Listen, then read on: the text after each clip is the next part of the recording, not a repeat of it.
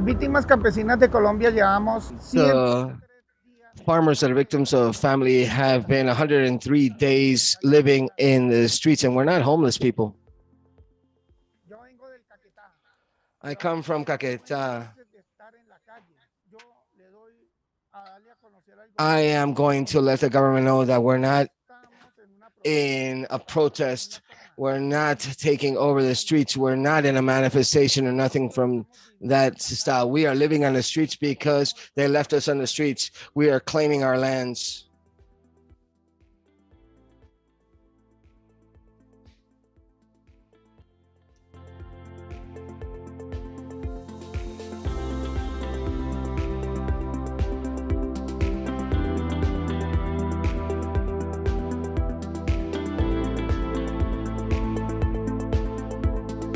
Yo soy de Barquisimeto, del pueblo llamado Duaca. I'm from a town called Huaca. I came to improve my situation because there's no secret that the situation in Venezuela is difficult, and we try to immigrate in order to have a better job and to help our families. Mi nombre es Roger My José. name is Roger José Mendoza Arena. I am 27 years old. I'm approximately, I've been in Colombia for approximately 4 years now.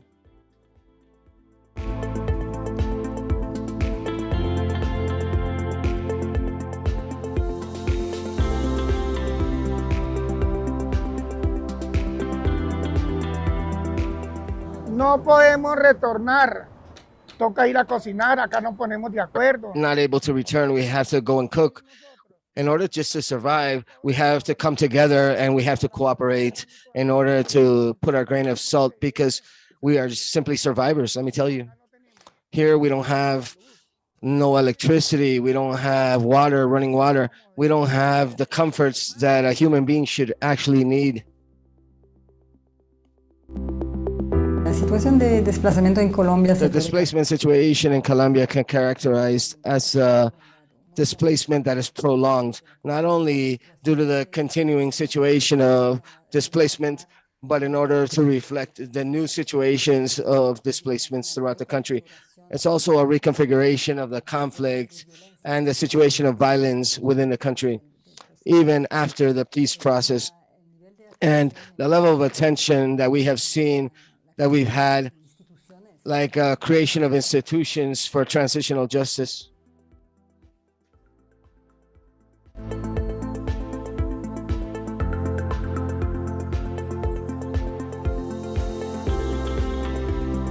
como en todas partes del mundo. Just like any part of the world, we don't have enough assistance for people. Needs are overwhelming. They're gigantic. There are tons of needs in this country. However, jointly, all the different stakeholders and the cooperating agents, humanitarian and aid and institutions and other different actors like the church and private sector stakeholders are uniting their efforts in order to help in their first response and humanitarian response when people first arrive.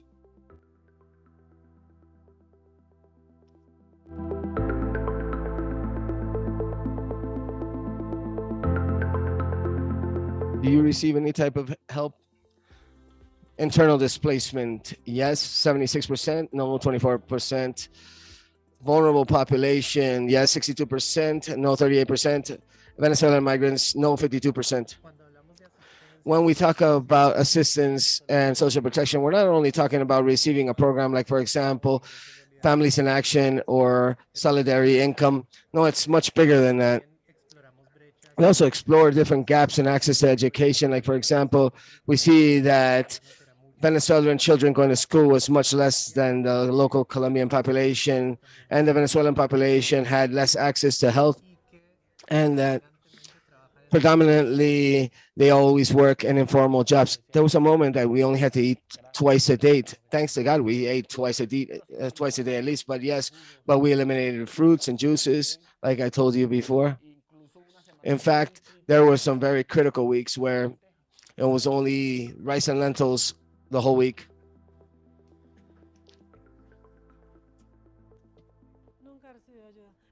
I've never received help, and my daughter was hospitalized due to hepatitis, and the next day they gave her back and they were charging me 380,000, and I didn't have them because I just arrived. They only just filled out some paperwork, and they said that I had to pay 50 because that was the only thing that I was able to pay at that time. In the interviews, we found that many times the people that are displaced externally, when they asked about the relationship with the internal displaced populations or even with the embracing population or the host population, many times they said we've had xenophobia experiences, discrimination, or many times, for example, when we have like food stamps for going to supermarkets and they know we're displaced, maybe they look at us uncomfortably. But the issue for rent, we've seen rent where it says not for Venezuelans, and that's a xenophobic action. And even if it seems something small, it keeps growing.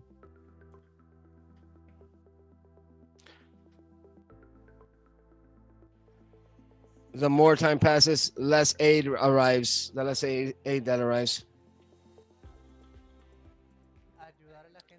Helping people is more than simply a social program, but we need to generate conditions so that people can grow fully. And that's why we consider education very important, and access to health is also important because the people that are healthy do better in school and at job. Food security is hugely important due to nutritional factors because it's also associated to health and access to jobs.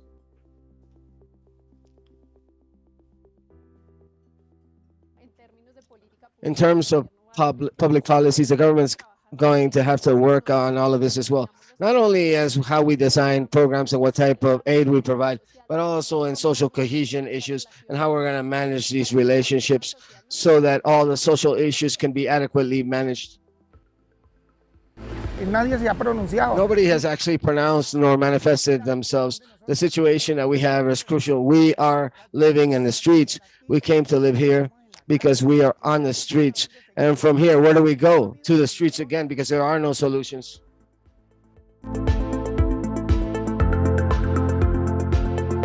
Mi anhelo regresar. Como te dije, le agradezco mucho a Colombia. Like I said, I thank Colombia infinitely with all its difficulties and its complexities. I still thank Colombia because thanks to Colombia, my daughter has had good food. She has had good clothing. She is dressed properly, something that it's complicated in Venezuela. She has had access to education. I found the coloring book. And I had to stop and I couldn't continue because the situation didn't allow me. I've worked and I'm trying to send some money home so they can buy some construction materials so I can have some at home back in Venezuela.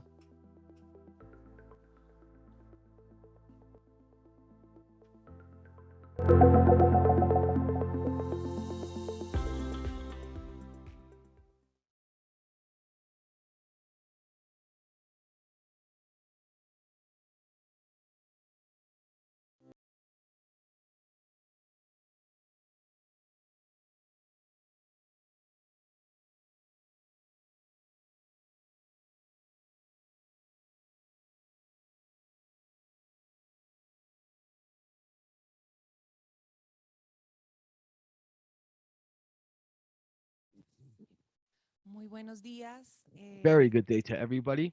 Welcome to the School of Government in Andes University. We are very pleased after these 2 years of pandemic to actually be able to have this in-person or semi-virtual presentation. We have several people on our Facebook Live channel as well, and on YouTube as well, Facebook Live, and we have an on-site, in-person public, which is very important for us. I wanted to especially greet Paula Gaviria, the director of Compass Foundation. She's here with us today. Also, Gabriel Demon Beans.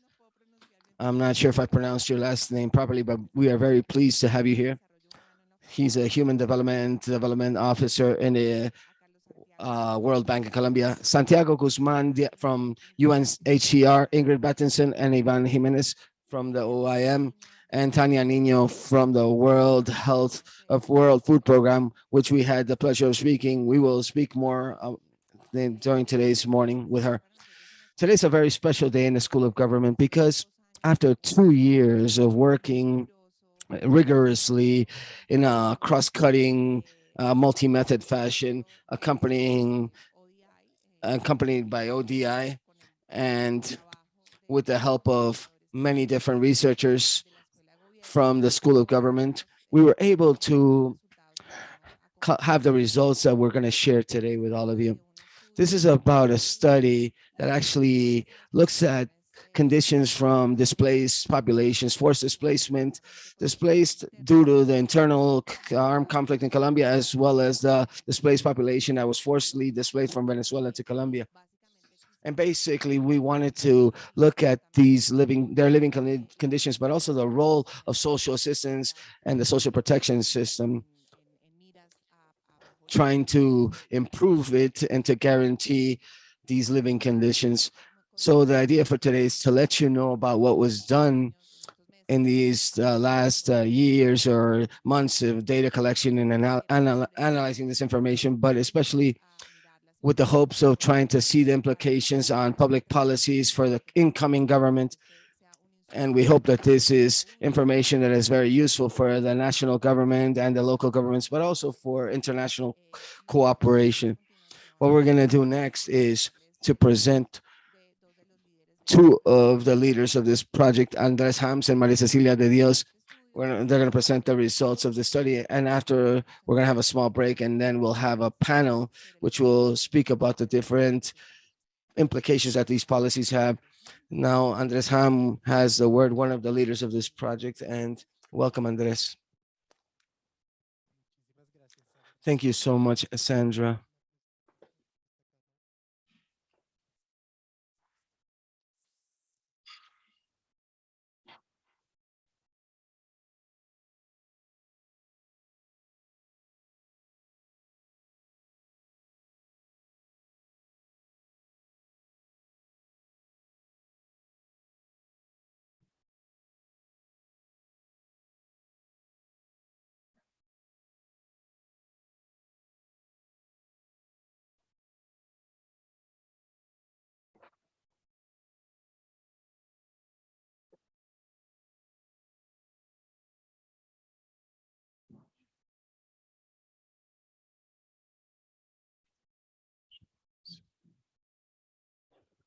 Social Protection Response for Forced Displacement in Colombia by Andres Ham from the School of Government. Well, thank you very much, Sandra, for that introduction. As you can imagine, when we want to study displaced populations, there's a lot to talk about. And if you've seen the report online, it's a bit long.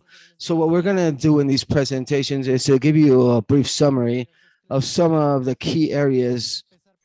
But let's begin by the recognitions. We're clearly not the only ones that are studying this, and this project is part of a much bigger project, which is called Living Evidence About Forced Displacements, which is prolonged with several different fundraising bodies and financing.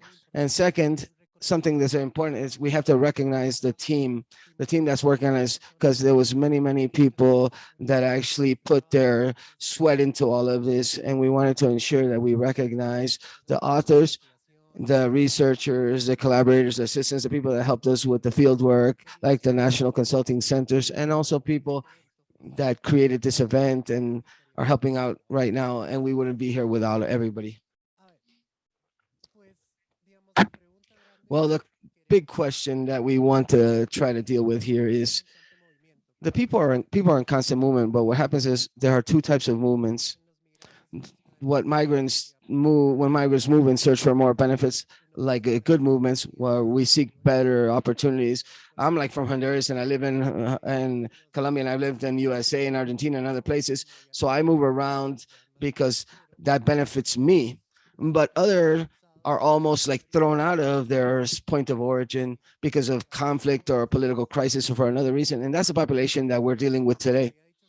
And as Sandra said in the introduction, perhaps the most important thing is this term of people that are forcibly displaced. Historically in Colombia, this has been due to internal armed conflict, but now we have this wave of Venezuelan migrants that we consider that these two are focal points of interest. And in the report, you're going to see that we'll begin with a series of questions, smaller questions that try to answer that bigger question. Like, what is the situation that these people that are forcibly displaced are living? What is their conditions? What are their social assistance and their social protection? And what can we do in the future to help them? And we break this down into several other things. In my presentation, I'm going to focus on two of these 5 questions. And I'm going to give you more or less certain numbers of how coverage is in assistance and in social protection, and also tell you a little bit about how it's how the well-being of these people is when they receive assistance. Another thing that Sandra said in her introduction, and something that we want to highlight from this investigation from the School of Government, is that we use mixed methods. So we went to collect surveys in Bogota and in Cucuta during the pandemic. This was in January of 2021, if I remember correctly, where we focused on populations from the lower stratus 1 through 3 for the host association and the migrants and the people that are displaced, and looking at Venezuelans. This was a survey of about 1,500 people that allowed us to collect data that did not exist previously. Many times, hopefully we'll show this to you today. And then this is the quality component that Maria Cecilia was going to tell you, so I'm not going to spoil this. So like I told you, I'm going to focus mostly on the results from this survey that we actually had. And here we have more or less a screenshot of who participated in our surveys, and we compared this with the larger home survey. Our population is much more vulnerable because we're focused on stratus 1 through 3, people that was more probable that they received any type of assistance or aid. So let me show you a series of graphs. The first thing, out of these 3 populations, how is the coverage in terms of social assistance? And when I say social assistance, I want to say transfer programs, like, for example, monetary transfers, or maybe like food stamps or groceries. But we also define social protection more broadly. It also includes access to education, access to health, access to formal jobs, these types of things, as a more holistic view that we wanted to take here. So here we have all the 3 populations that receive assistance in general, which are the first 3 bars, who receives cash and who receives in actual goods. And here you're going to see a pattern that keeps getting repeated in the graphs, which are the people that are displaced due to the conflict have more coverage in terms of social assistance program, whether in cash or in goods. And then the population from the host community, and then lastly, the Venezuelan people. And if you notice, if we look at numbers in general, we see 62% of the people in our survey were people that were displaced and that received some sort of assistance. Only 16% of Venezuelans is reported, but the help for Venezuelans is very similar in cash or in goods, but many of the programs of transfers are more focused on Colombians. But who's paying the bill? Who's footing the bill, as we said? Well, so we asked the question, who, this help that you're receiving, who is providing it? And the great majority told us that it came from the government. At least in the host population, and then more than 90% of them report that it came from the government. And it appears several other people told us others, and we asked for more details. And in those details, like, for example, we see several different graphs here. On one side, we see that the international community is helping much more the Venezuelan communities themselves. And this is also very important. But we also have churches and individuals and different community grassroots organizations, which is something that we didn't expect, but we thought it was very interesting that the communities themselves, they're trying to see how they can help these communities, which also helps to understand that maybe thinking about the future, these are some stakeholders that we need to speak with as well. That many times we think about governments, we think about these, that there are other organizations at a local level that can actually be very useful for these endeavors. What else did we also realize? If we separate this or break it down by programs,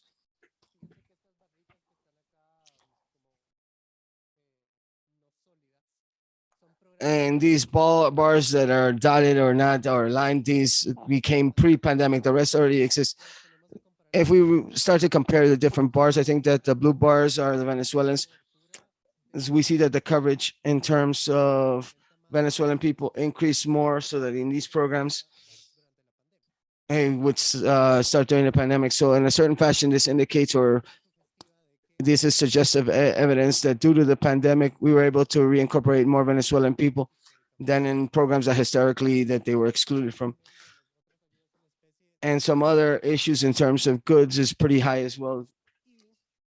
And we also asked the people if they were on the CSBAN database. This is a big push that the DMP is actually trying to push right now, to try to have the CSBAN survey to many of them Venezuelan migrants and have them be in the CSBAN database.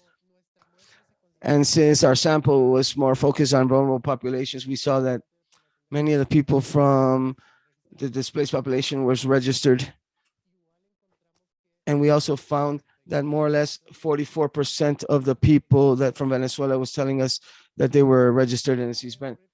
So this can happen due to two different reasons. One, that there's still a lack of knowledge about CSBAN. Maybe people think that it's a health insurance, like for example, being like part of the health subsidized system. But another thing that we thought was very important, that what happens is that there's a great deal of mixed nationality homes as well. So perhaps we may be in a home and three people are there. There's one Colombian person and a Venezuelan person and a Honduran person, and the Colombian person has CSBAN, but as a home we all have CSBAN. And that dynamic was very interesting, and that doesn't really show up so common, and we thought that was very interesting as well. It's a good number of people that actually have these types of mixed nationality homes. So that was pretty interesting. And in the report, you'll find many more details about what programs they receive, how much money they receive, what subsidies they received, if they receive it on time or it's delayed, if there were problems of applying to these programs, it was difficult, etc. I don't want to take too much time about telling you about all of this, but as I told you, assistance and social protection is something that's bigger and more global. One thing is that I receive a social program and that I get maybe groceries, but there are certain positions that I need. And more specifically, so that children and teenagers can develop and to have access to education. So we asked about schooling. This is for all the kids at home. And they told us that we have general assistance for school in general, and for underage children, some kindergartens or preschools. And for the Colombian activities and displaced people, it's more or less at 90% of kids are going to school or to any types of educational center. And for Venezuelan people, it's only 67%. It's more than half, but it's still way below the local population's percentages. So the rate of preschool was pretty low. It's very low in Latin America, but only 1 out of every 3 kids is actually going to these preschools. And we know that early childhood development is a very important factor. So that needs to be looked at. And let's look at access to health. So we asked the people if they have any type of medical coverage, and if whether they went to a hospital or if they went to a clinic or if they went to look for help, and whether they gave them that help or they provided that aid. And the patterns are repeated that we saw in education. For example, the local population has health coverage, not necessarily to everybody that goes, they cater to them or to the system, but the access to the Venezuelan population more specifically is much lower. So in a certain fashion,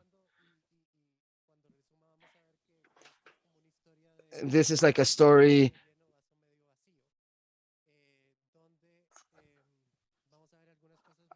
We're going to see some good things and some not so good things.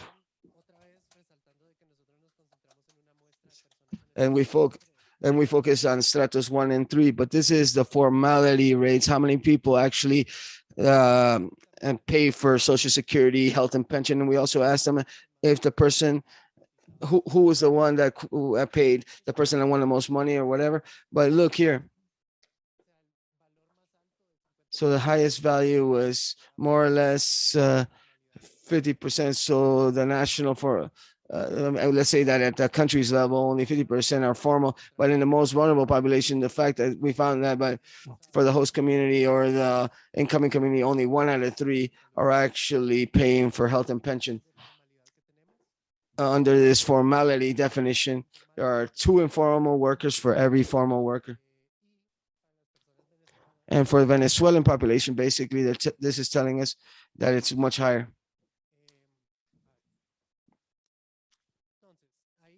Okay, so there's a lot of data, and we see certain patterns, so we can say, well, or we can ask, so there's gaps in who receives and who doesn't receive and what they receive according to these services. A second question, which we also make ourselves in the report, is what happens? Are these people that receive these subsidies really doing better or not? And then we asked the questions that was very subjective, asking people if the support that they received, if they consider it to be irrelevant or a little important or indispensable or very important. And about half of the population said it was super important or indispensable. So subjectively speaking, they think that this support is very important, but we do a whole additional exercise apart from that, because there's something else that we don't have in this study, like maybe seeing if we receive these programs or if this improves your life or it doesn't improve your life. In reality, we didn't find many significant evidence with hard data related to what generated, like when Maria Silvia is coming, that the quality signs, like things that we can't really see in the numbers, for example, we didn't really get too much of this quality information. And apart from that, with the data, we see different possibilities. And there's also much more evidence because we do an analysis, not only if they receive or not receive, but if the amount that they receive is important, or if they receive it in the short term or in the long term. And another message that comes out in the quality and also in the quantity is that many people speak that it's good to receive short-term subsidies, but in reality, what they need is instead is a midterm and long-term path, maybe toward a job or something more formal to be able to truly improve their conditions. Like they say that short-term help is very useful. Yes, clearly they need them. However, that's not the only way to help these populations. So to summarize, what I wanted to tell you is that we collected data that we did not have in the past. We did an analysis very diligently, very extensively in the report. So I invite you to read those reports. And in terms of protection of these populations, like what is the main takeaway here from all of this? And as a team, I think we could tell you that this is like the glass that's half empty, half full analogy. The fact that displaced people, internal displacement, have more coverage in terms of assistance and in terms of education and health is telling us that something is being done in order to prioritize victims. So on that note, we can interpret it suggestively, like things are being done properly, trying to help victims above the non-displaced population. But we also have a half-empty side, because now the challenge is that the Venezuelan migrants are very delayed in these coverages in terms of social protection and assistance. And we would like to try to balance these things up. What I told you a little bit, a lot of the coverage comes from the government, but another important takeaway is that we have, it seems that many people identify that what they receive from the government, there are many other organizations that play a fundamental role here. And I think working together and this joint work is very important as well in order to think about the future. And as I told you, in the data that our survey shows, which is a small survey with a very specific showcase or sample, we didn't find a direct association between receiving some sort of assistance and social protection and the well-being measures that we measure. However, what I told you earlier, like a good segue for the next presentation, is that the voices of the beneficiaries are showing us that sometimes the numbers don't give us all the information. And that's why what we're highlighting the importance of doing this research with mixed methods like we did it in order to try to capture this properly. So for the people that are here in person, how can we give them this link? Well, we're going to give you a copy of the report in English, the people that are here in person. But then you can also find the two reports in English and in Spanish on this website here. And let me not leave without telling you that if we go back to the first slide, that this is a project that is within a larger framework, a larger study. There are several works that have been done from the Overseas Development Institute under this umbrella that can also be consulted, because this study, this case study in Colombia, this is one of 3 that were done in this larger, broader program. In fact, forced displacement is a big problem worldwide. As you see, we have the Russian-Ukrainian war, but also Greece has had many displacement. We have the Syrian population. In Africa, we see many of these cases, and there are many documents here that you can consult if you are interested in seeing other additional factors related to forced displacement. Thank you.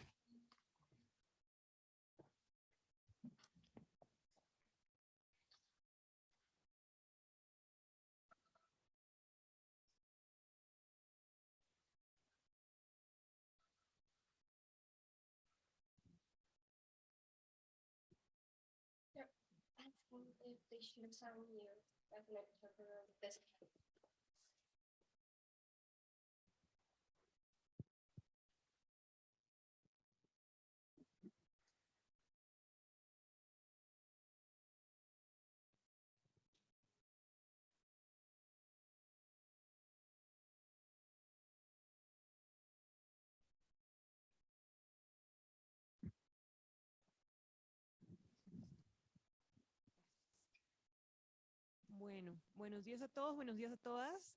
Bienvenidos. Okay, good morning, everybody. I am Maria Cecilia Vivas. I'm a consultant from the government, and as Andres was telling us, I will tell you about the component, the collective component of our organization. As you know, this was a multi-method where we'll see the perspective of people using different methodologies, both in surveys as with in-depth interviews. And I wouldn't want to start this presentation. Let me see. There you go. I want to start by expressing my gratitude to the collective component research team. It was a lot of people doing these data gathering and analysis, so I wanted to start there. So once again, thank you everybody for the wonderful work.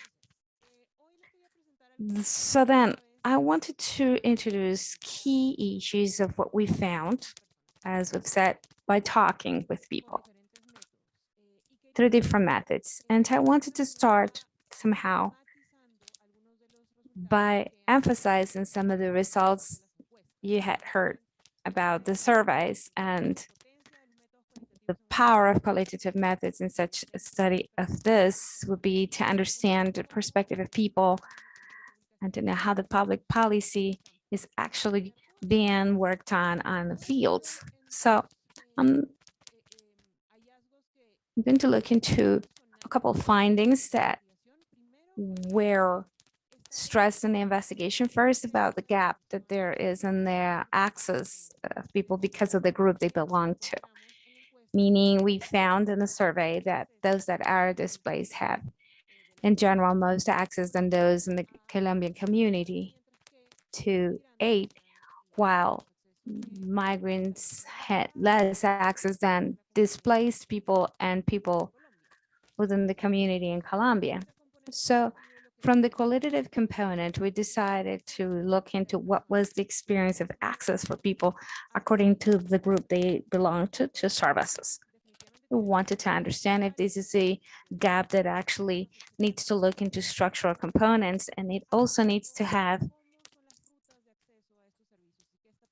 something to do with the access pathways and what happens in that level from people experience. Also, as Andres was telling you, there is a weak qualitative relationship between SCAP and the attendance.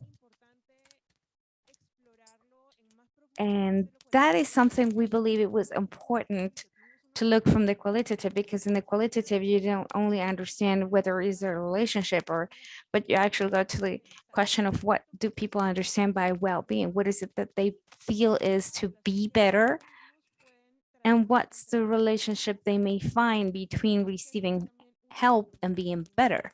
And so that was one of the questions that we asked from the qualitative standpoint. And then part of that, we had a component of interviews to key informants and decision makers, because we also needed to understand the processes through which humanitarian aid and international aid and the services from the government were or not integrated, were or not coordinated, to what levels are they being covered, if it has a relationship.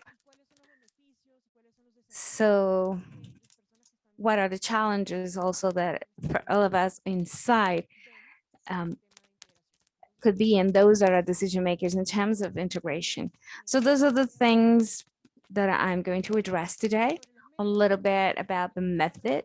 So as we told you, we had in-depth interviews and also with Venezuelan migrants, displaced people internally by conflict and by population that we've received, and also with decision makers and governmental agencies, international agencies, to have their perspectives on the integration process of humanitarian aid and social protection services.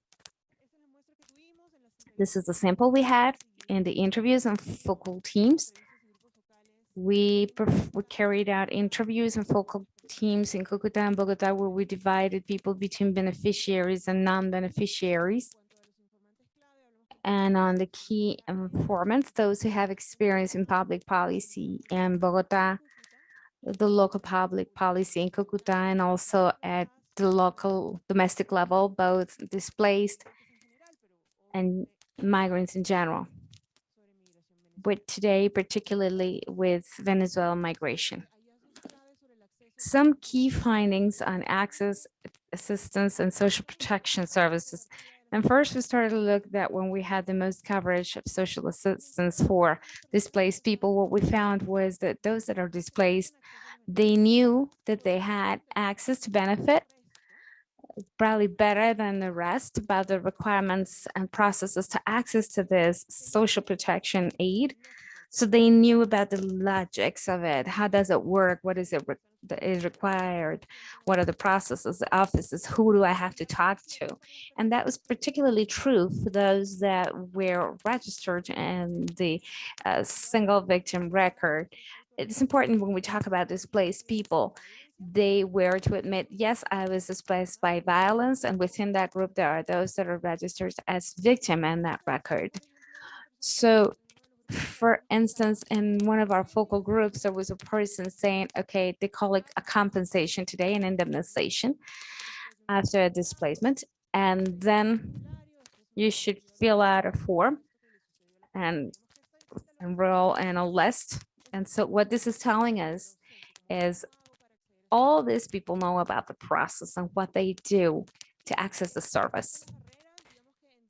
And about the boundaries, we found that there were a lot, logistics, technological, in terms of time and money, but a particular boundary that we found with displaced people was that idea of the requirements to be recognized as a victim of a conflict, to be in the single victim record, and the delays to receive the aid, transfer, and all of that public aid there have the right to. So one of the interviews in Bogota, one of those people told us we were displaced. And then in time, I started work and then I became, I was in an organization and a company, so I didn't want to go and ask for help because I felt like begging for money.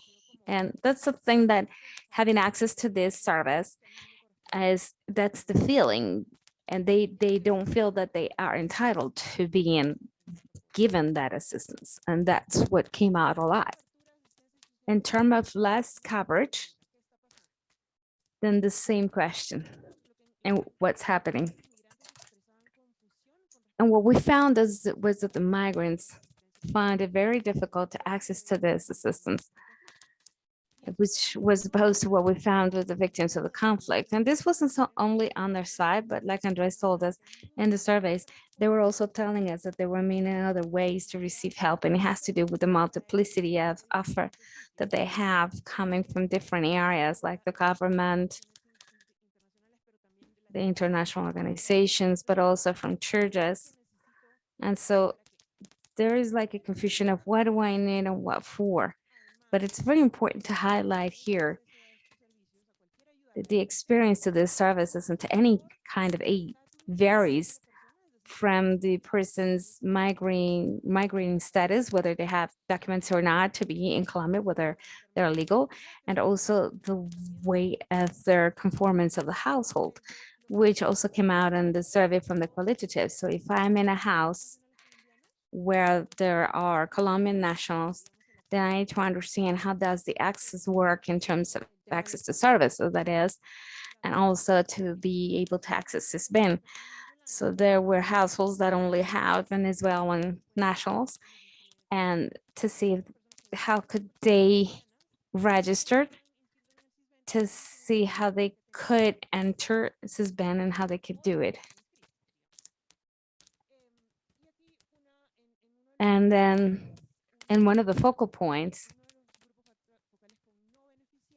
with non-beneficiaries in Bogota, this person's telling us, okay, having a Colombian cedula is one thing. I don't have it, but with it, it's different. But in the case of migrants that only have passports and PEPs, then there may be AIDS. I can't say there aren't, but I don't know anyone who has gotten it.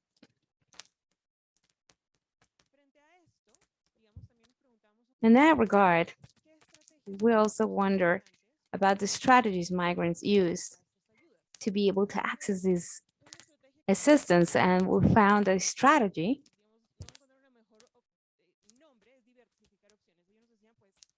of diversifying options. They say, I'll register to any list. Any list that comes up, I'll go. And something that also varies a lot with Venezuelan migrants is that they depend a lot of a support network. They pass the information as a mouth-to-mouth information, and it happens a lot with them, but it didn't happen so much with the displaced people. While Venezuelans migrants were saying, but this or that person told me, go to that place and stuff like that. You can see that. It's something we found, like for instance, a mom with a lady in an interview. She was a migrant who accessed the program, and she was telling us, since I'm always working, I pay a friend so that she can take my daughter and take her to school and bring her back to me. So I imagine you're talking about a bonus. It's a bonus that they're given for 7 months.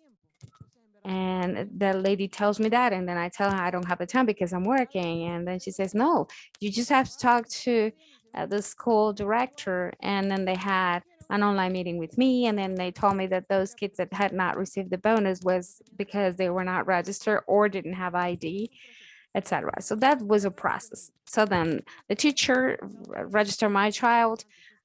And you see, this is all exemplified. It's not they may not understand where that assistance comes from, but to get enrolled in because of that support network that they have, and even from the institutionality, which in this case was the school or a school director who helped register the child. This is something that certainly wasn't happening, or we wouldn't hear much about with displaced people. Finally, we found that migrants have specific boundaries to receive economic support because they receive more of that support and rather than in money, they receive it in kind. So it was also a bank account that they would need to access, but they couldn't because of the migration status. They don't have an identification document or access to a permanent phone number. In other words, they have access to a cell phone, but they're constantly changing it or sharing it with others. So having a permanent phone number to receive a transfer is something that doesn't work so good for them. And then their fear to reveal their migration status in front of a certain authorities, or there's of course fear to stigmatization. They didn't want to be stigmatized. And so when we started talking about the help in kind, they said that they were not receiving, they were not having as many issues, that those that actually received them got them well, or their assistant in kind. But then the transfer, money transfer were different. Now, another big issue I wanted to talk about was the relationship between assistance and social protection, talking about AIDS here, helping people with that. As Andres had told you before, people receiving social assistance with all the groups that we talked about were very grateful for these short-term assistance that would arrive at the time when they were really at the end of the rope. So it was God's blessings. And it was, they were telling us we didn't have, we were about to not have anything to eat, and then we received it. So by all of them, it was perceived as an actual help that gets you out of trouble. But that's very different to saying that this assistance would contribute to the general well-being in a mid or long term. So here, I believe it's important to gather these feelings in the interviews, and every group is in the focal groups.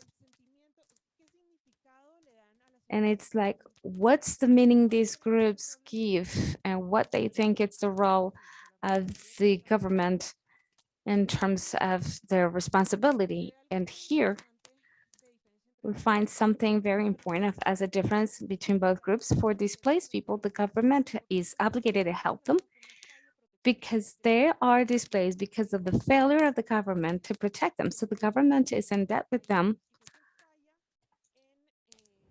And any failure, any boundaries for access are felt as additional failure that pile up in this duty the government has to protect them. But then Venezuelan migrants have a different approach. They say, okay, by concept, all governments have responsibility with the migrants. But they also say there is Colombian vulnerable population, and they feel that as something good the government is doing for them, despite the many responsibilities they have with Colombian citizens, and the feeling they have is mostly gratitude. So the failure in the access are felt differently, and that of course has implications for the well-being in general, and how these failures are felt in terms of the well-being as they feel it.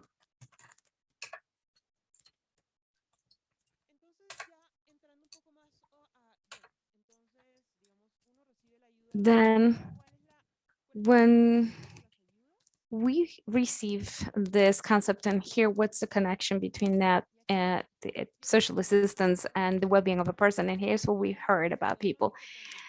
And clearly assistance was important on the everyday, but they don't allow to have a mid and long-term response.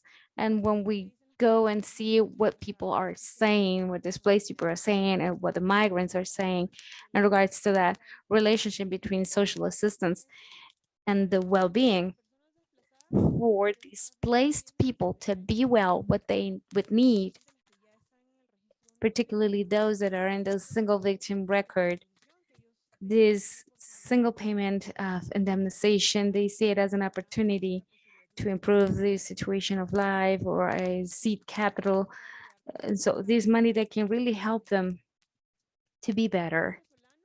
For Venezuelan migrants, what we heard over and over was, this helped me on an everyday, but what I need is a way to work, to have a normal, regular status in the country so that I can access to a better quality of life. So there's this idea of the work that of what I could help me, and it's to actually have the opportunity to work. And this is then going beyond the formal and informal work, and it's the migrating status. A small deviation here. It's important to emphasize that we go into the context where there's reconnected qualitative and quantitative information. At the time when we were going out to field for the focal groups, it was a time when we were all at home, and it was a nightmare for anybody. So we had to somehow adapt our technology to doing phone interviews and focal points online. So we decided to adapt our methodology to our focal points via WhatsApp, and we believe it could work because of how familiar people are with WhatsApp. That's something we felt, these are groups of people we talk to. And so this can be a way to actually reach these people to gather this information. We obviously have the issue of people who couldn't be able to participate because of their access to mobile phones, but we still decided to include them. And this methodological innovation in response to the lockups had to do with the availability of people. Everybody's coming, and we have a conversation all together with the topic. And so what we did was we had a focal point for a whole week where the researchers were going to send questions in the mornings or in the afternoons, always keeping in mind like the moment when people could have a time to answer at the lunchtime, for instance. And so we started to sort of juggle with time and seeing what we could have to gather these answers, to thinking about the time of others. This is something that actually worked very well for us, the issue of availability of time, which is so important for anybody that has worked with migrant populations, with displaced people. They know that it's very difficult to take 2 hours of their time to speak with somebody. And I think that this was something very positive. Something else that actually worked quite well, since we didn't require immediate responses, people could actually take their time to think about their answers, to think about what they wanted to say. So we had answers that were truly more thought out, that were actually more meditated upon. And so that was something positive and actually worked quite well. The communication ways or methodology, this is also a good discovery. The people sent us emojis, the people sent images, voice notes, when instead of writing you, they don't have time to write, they would just send you a voice note. And these things worked quite well, and it allowed people to express themselves in very different fashions, different from traditional routes. And finally, this is also part of the data analysis, but it was much easier because we already had the transcripts, and we transcribed the voice notes, we described the different images, and we already had the data that was ready to be analyzed.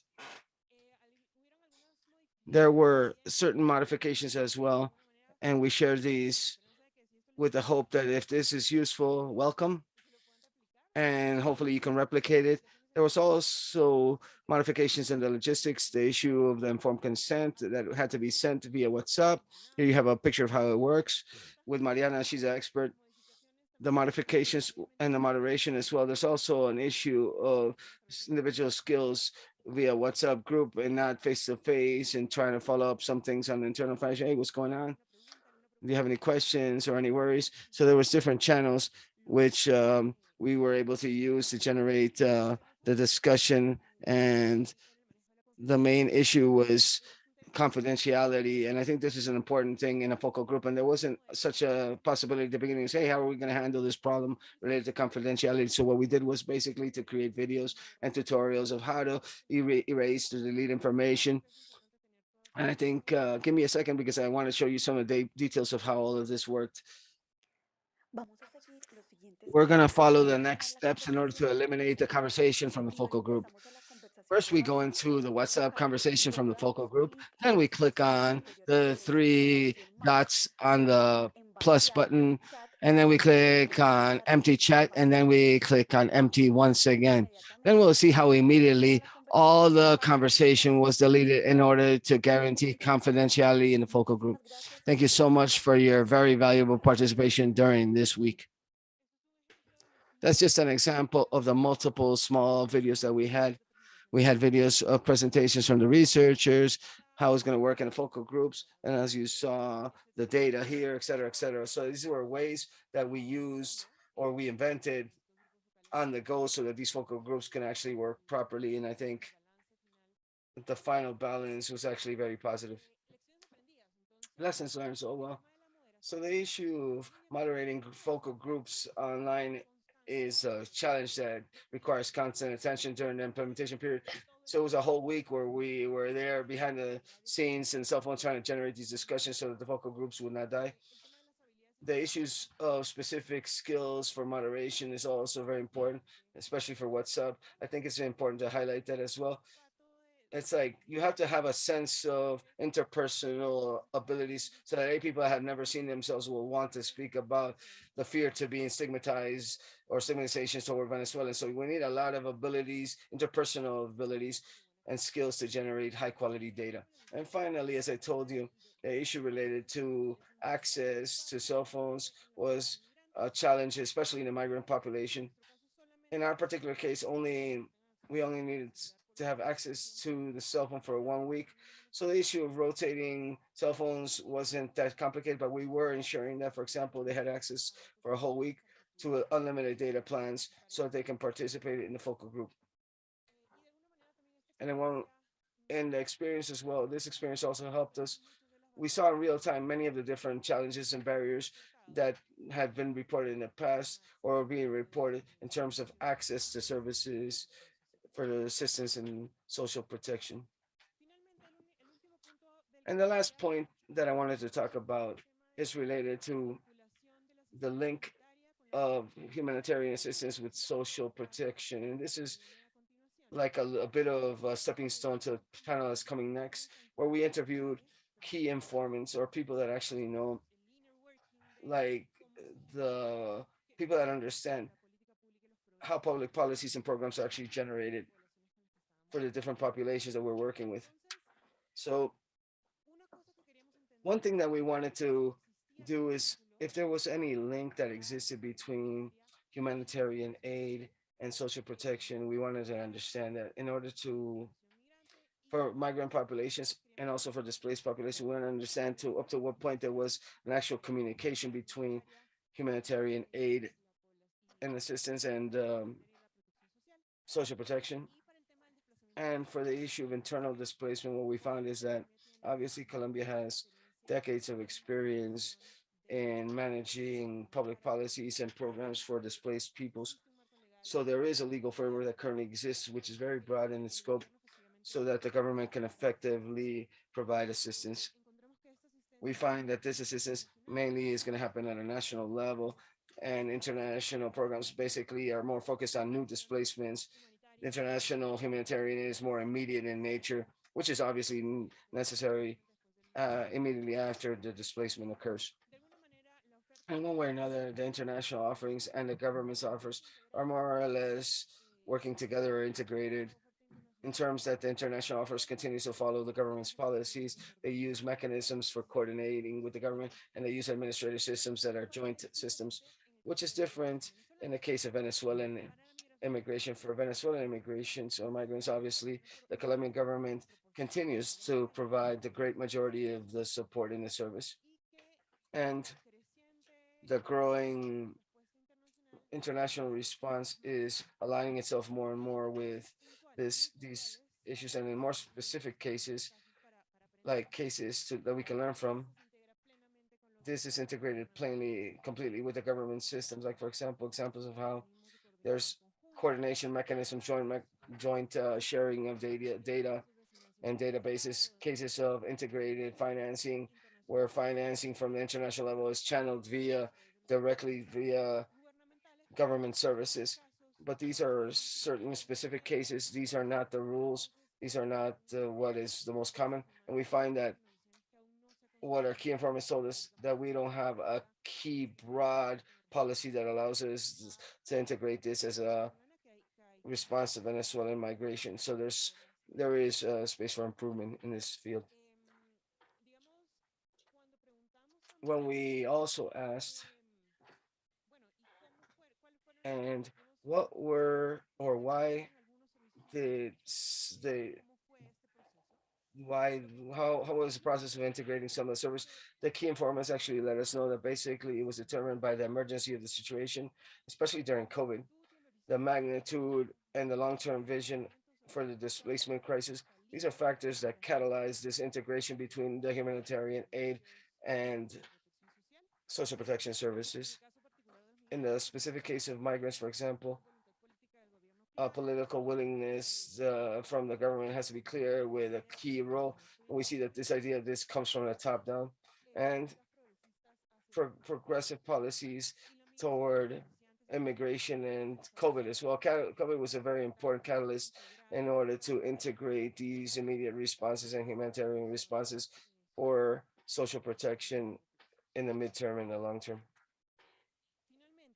Finally, when we speak about integration issues, our key informants told us or gave us a view of the advantages and some of the challenges that they see with the integration.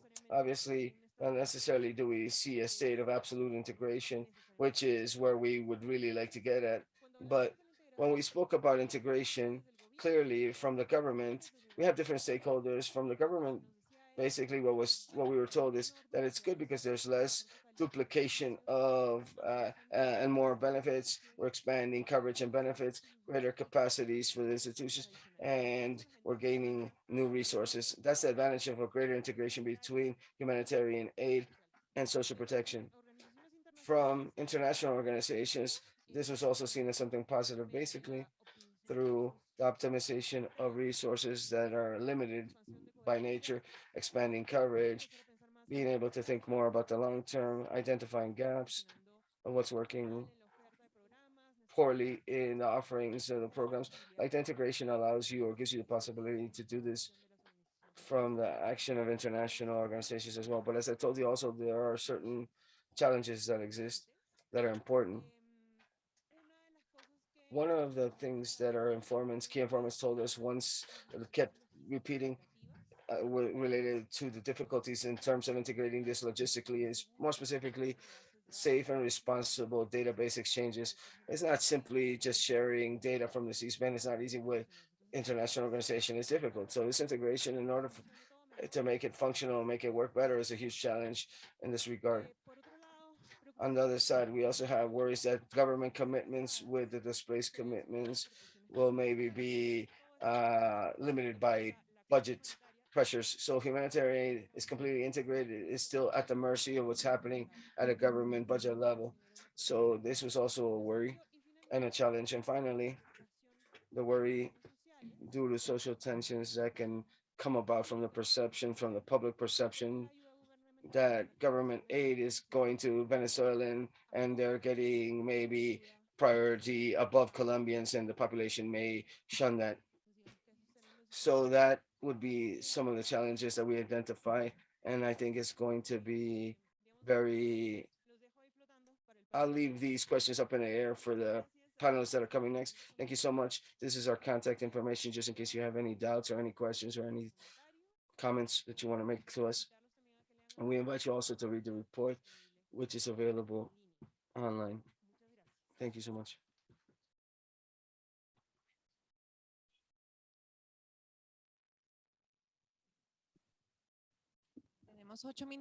We have an 8-minute session for Q&A before we go to a short break and before the panel. So I would like to know if anybody has any questions. Those of you that are connected via streaming as well can also ask questions via the chat box. If you have any questions, please raise your hand or put it on the chat.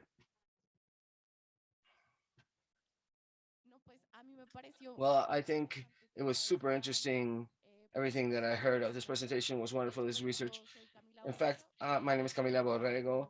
I work for the interagency group for my mixed migration flow, which is coordinated by UNHCR and OD. And I'm very involved in this issue because I'm in charge of coordinating the needs assessments that we do from the GIFM. So there are several things that really catch my attention, especially on issues related to assistance, because when we are going to do surveys, and these are people that we ourselves express the helps from the GIFM, the people tell us that they have not received assistance. And for me, when we go through the surveys, they don't actually perceive assistance. Like, for example, when you provide orientation in terms of how to access to protection status or whatever, like they don't see that as assistance. I don't think they don't reference that as being an assistance, but rather only when they're given food or something physical, and health services as well.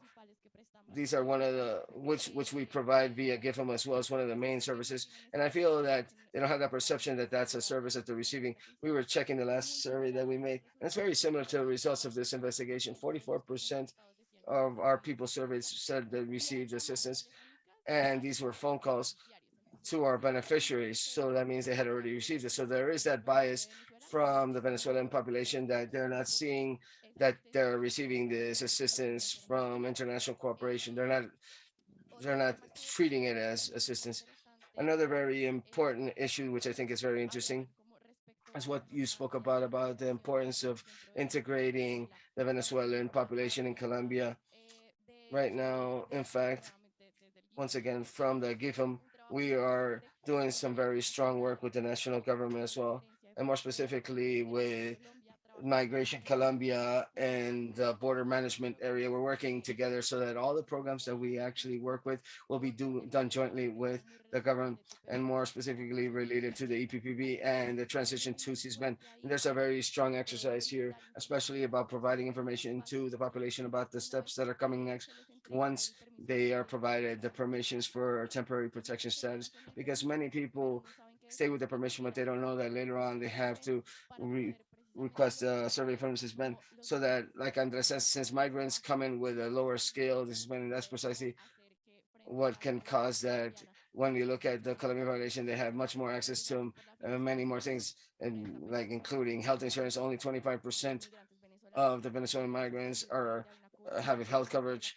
and the Colombian population has a much more bigger coverage, obviously. So there are huge challenges here that we need to continue to close these gaps.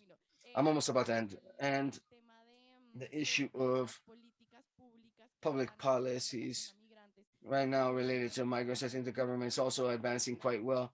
Precisely right now, we're thinking about launching a compass about the DMP, an integration compass. And I just wanted to highlight that as cooperation, we're doing enormous work to get in unison with the government in order to go ahead.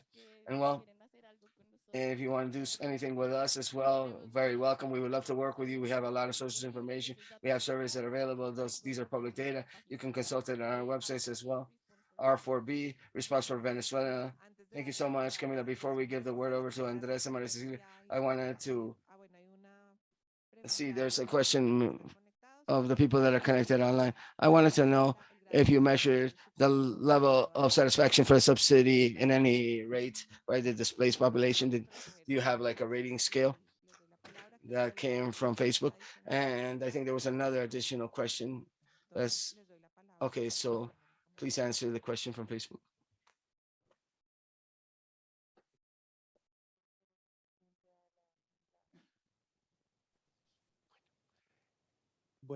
Well, thank you very much, Camila. Well, we also have to remind themselves that a lot of what we did was in 2021. So there are things that are up to date. And I think the compass already was published. It's in the commenting phase, but it's very close to being published. So we do have a strategy in the midterm and long terms, and clearly there's a lot of work behind the scenes. I think that the populations themselves sometimes don't even realize about how much work is being done, which could be good or bad in a certain fashion. Like we want credit in a certain fashion, but sometimes the simple fact that things are working without people realizing who did what can also be a good thing. So let's say that part of what we want to say is that we have a diagnosis in time that changes with time and things start improving through time. We also have to think, okay, we already advanced a little bit, but how can we continue to advance? What other things do we find which would be good to also involve? There's always new problems that arise. The good thing is that we've had great conversations and we've shared databases and we share information, which I think is the most important thing in this specific case. It's like what you're saying of going from the PBT to have the C-SPAN survey. There's a lot of different things that are happening. And so the next step, after that step comes the next step, and after that step comes the next step. So once again, it's like in any human relationship, communication is important. And I think that we have to, and especially you guys that are from the GIF are working on this with a new government that's coming in. It would be great to continue the conversations going and build upon what has already been built upon. You were going to say something about the scale? No, well, we didn't have a ranking scale. No. About the satisfaction scale, we didn't ask that in terms of the assistant or aides, but we did ask about life satisfaction, or about subjective satisfaction, about well-being, and something that we found was interesting, which is surprising, but it's also aligned with the perspective of the migrant population from Venezuela, is that they have levels of satisfaction that are higher than the displaced internal population. They are more satisfied. But we didn't ask about satisfaction related to the aid as such. But as Andres showed, they do value it quite highly. Almost 50% value it as super important or indispensable. Simply, briefly, I wanted to answer this idea of where the aid comes from. And we did hear this quite a bit in the interviews. They say there's obviously confusion. They say, some people say they don't know where it comes from. I know I get the aid, but I don't know from where. Whether it comes from this agency or US agency, or if it comes from France. Like, they know it comes from somewhere, but a lot of people don't know where. The people can't identify specifically what agency or what program helped them out sometimes. And I think with this data, what can be done is to understand something which I think is fundamental, how they find out about the availability of these services.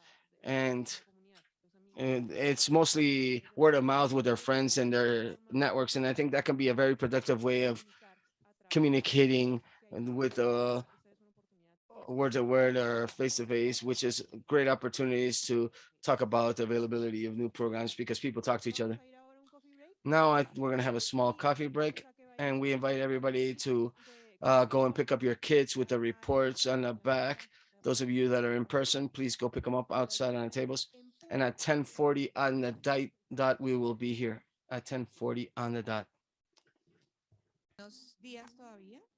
Okay, good morning. We're going to begin our conversation.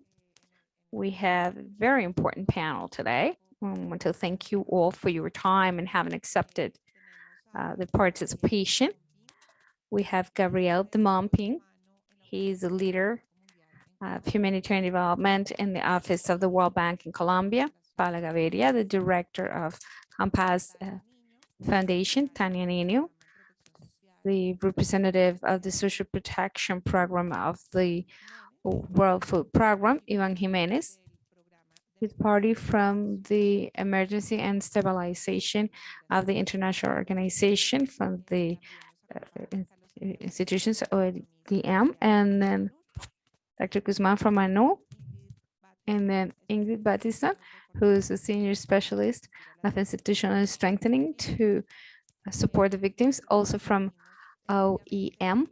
We shared OIM, and we shared with you the results of the report previously, and you had carefully listened to the presentations previously. And so what we want to have now is a conversation. It's a very nurtured panel and very pleased to have it. And the first thing we want to ask is how you received these results for the work that you perform in Colombia, or that you have performed, because I've learned that you've also worked had other responsibilities previously.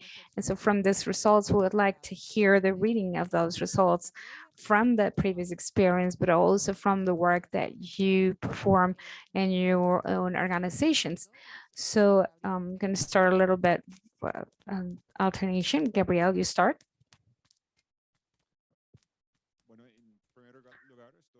Okay, so first of all, I'm very happy to be here in Los Andes. This is the first time I'm in an in-person meeting after 2 years of being in Colombia, so I'm very happy.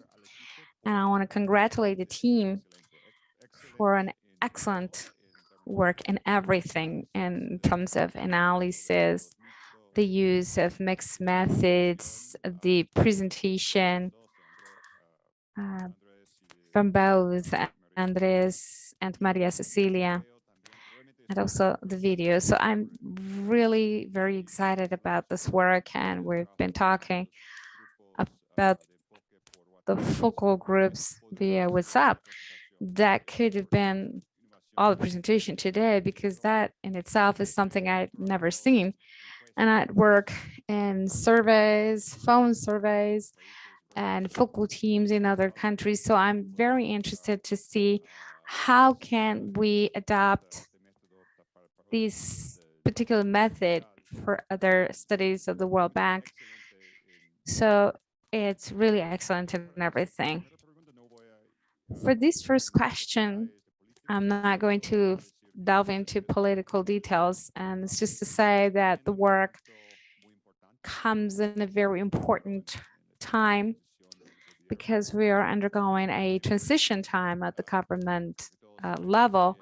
And I believe we all know that with this current government, we've had an administration that has helped a lot to migrants, people from Venezuela, and to strengthen all these policies. And so with this government that is coming now, we find interest, but there's a whole lot of uncertainty on how they're going to promote these policies. So this is a work that it's going to be something that us and the World Bank are going to use as part of our conversation with the new government, with the new administration, to see how we move with policies for displaced, both internal and Venezuelan migrants. Thank you, Gabriel. I'd like to know from OIM, how do we receive this results? Good morning, everybody. The feeling we have from that, the approach, the internal displacement due to conflict issues and everything, I feel that we've heard a little bit of these feelings. This isn't something that we'd say, I never heard that before from other victims or anything. We've heard all of that. But we always have a great challenge at an international level, and that is the principles that cover all populations, and that Colombia approaches this in a separate view. So from that, it is also important to see everything together, that the integrality is something that pushes us to always work with the government, that are what directs the policies and that can guarantee the rights, that we're always going to be there. People need to know that we're always going to provide support. That is an installed capacity that we're going to leave there on who is the main director of this policy. So it's very interesting to approach that, because internationally we're seen as a very interesting case study, but in the everyday we approach differently to internal displaced populations and migrants. So I think it's very different.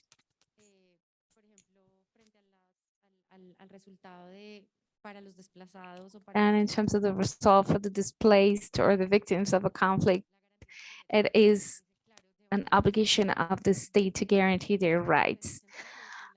With the law 387 in 97, we've been working with that, and in the 2004 to 5 for the rights of victims of the conflict.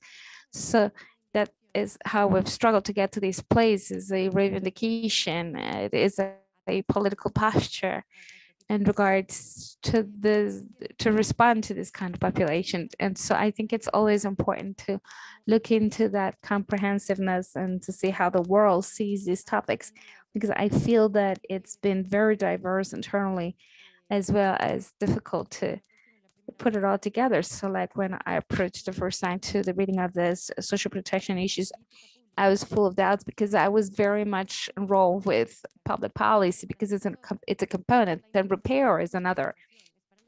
Compensation is a measure of repair. It's not a transfer of assistance.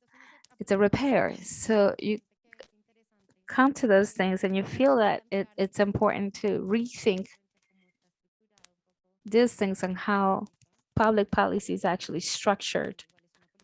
And the migrant issue is a new public policy for the country. And to see that these are the social programs the government has had for populations. And so host population is vulnerable. They don't have access to certain rights, similar to Colombian population. So it's important to look into this, all these descriptions. Thank you, Ingrid. Paula? I like to ask you this from both roles you represent. So how do you see the results as the Compass Foundation, but also with your history in public policy and the design of public policies for the victims? Sandra, thank you very much. And the School of Government and all the researchers, because I haven't had the opportunity. And I understand Ingrid. We do this work and we're used to this kind of response, but truth is, I did not have a report be done, and it's very positive in terms of the journey of the governmental response. It is an accumulative of many years and in many things. So victims always are something I put first in the civil society that at the time acquired the rector principle with the T025. I forgot the word, but it's a government that is struggling a lot with what the court was saying to coordinate the policies with the policies of 2011, and then in 2012 we had to give a response to that. And at the time of the exercise of the 1,500 people displaced population, I don't know how many follow-up documents were issued, and it was a government that was incapable of closing those gaps in all of its components. Here we're being talked about prevention, and there's a huge delay in prevention, and with the promise of a victim network with all of this that Ingrid had said, and repair and the transformation repair. So here I see a little bit of the intersection with the questions and answers as with the displaced population knows about their rights, their pathway, how they have to do the proceeding. And those are music to our ears, obviously. And I can't be any happier. And obviously looking at the social protection indicators and healthcare education indicators that when I was at the unit up to 2018, we left in the last report that we submitted to the court. And what we said was we told the court, okay, you're here supervising this, and there's certainly a deficit in protection and response, etc. But the government is being incapable to reach and say the pressure with the demands and requests are not helping us respond better with the respond better to the indicators. So we propose to sit down and talk about those issues, trying to agree on how to reach the goals, etc. And that's when we were able to achieve to issue this great achievement. And I feel the satisfaction of what we left in the unit.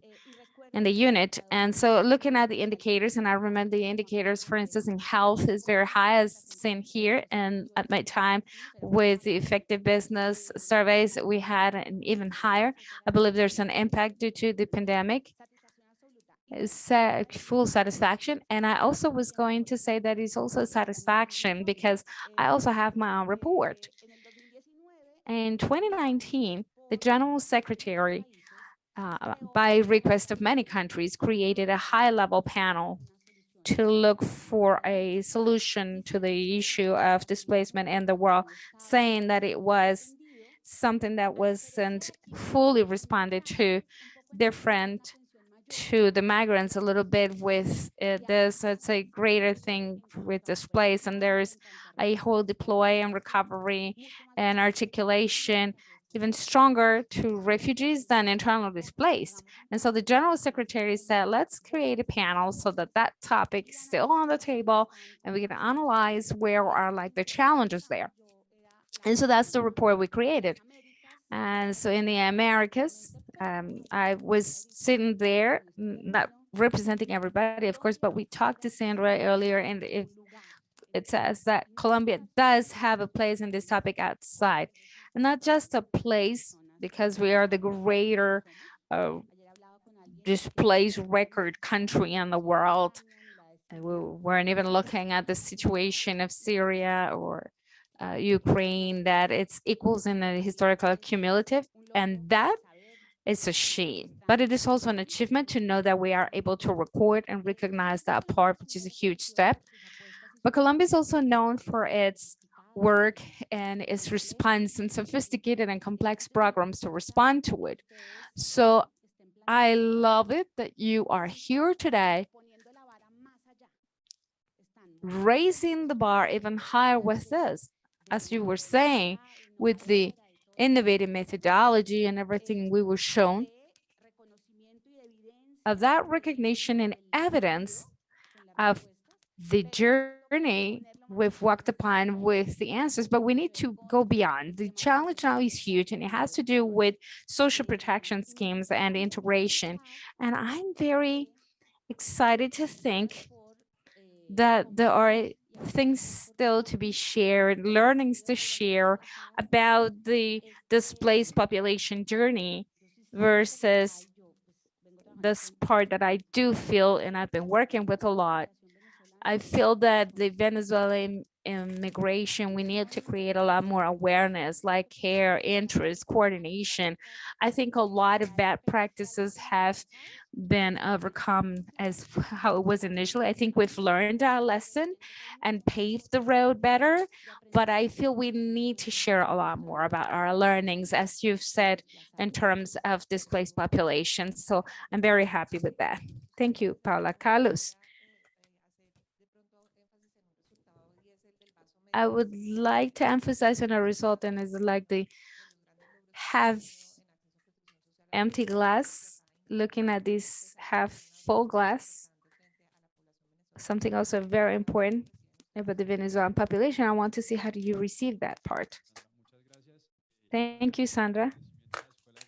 I also joined the gratitude to the government school. Certainly, it all comes in a very good moment. Closing on the day of the displaced and the refugee.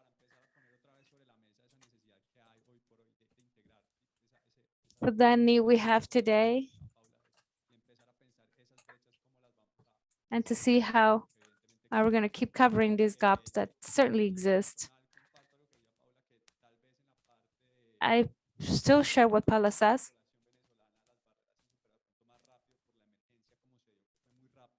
That these gaps can be closed faster. And in terms of displacement, we still have a lot to do. And the normative framework is one that is still need to be strengthened. But what we read from here is that everything helps to this, to keep on working with these offices that have a better relationship with the migrant population and displaced population, but it also brings challenges up.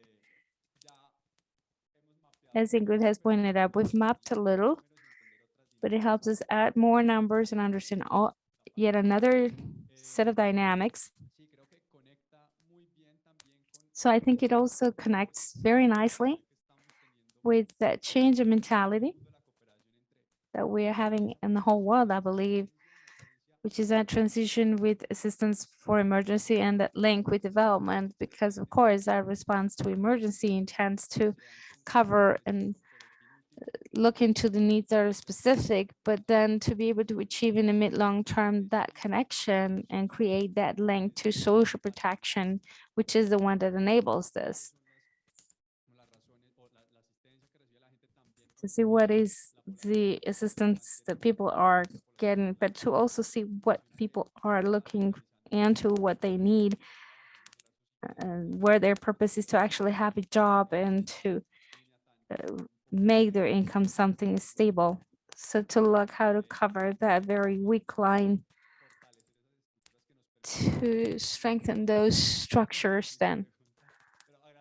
I don't know that I responded to your question, but what I'm saying is that it's very timely and it's a good timing. And so from there are other spaces. And certainly the learning there is key. Thank you, Carlos. Tania, from the global food program, how they see it also related to the strategies and the assistance that is being given in kind and the response to the displaced population. Sure, of course, and thank you very much for the opportunity and the invitation. I find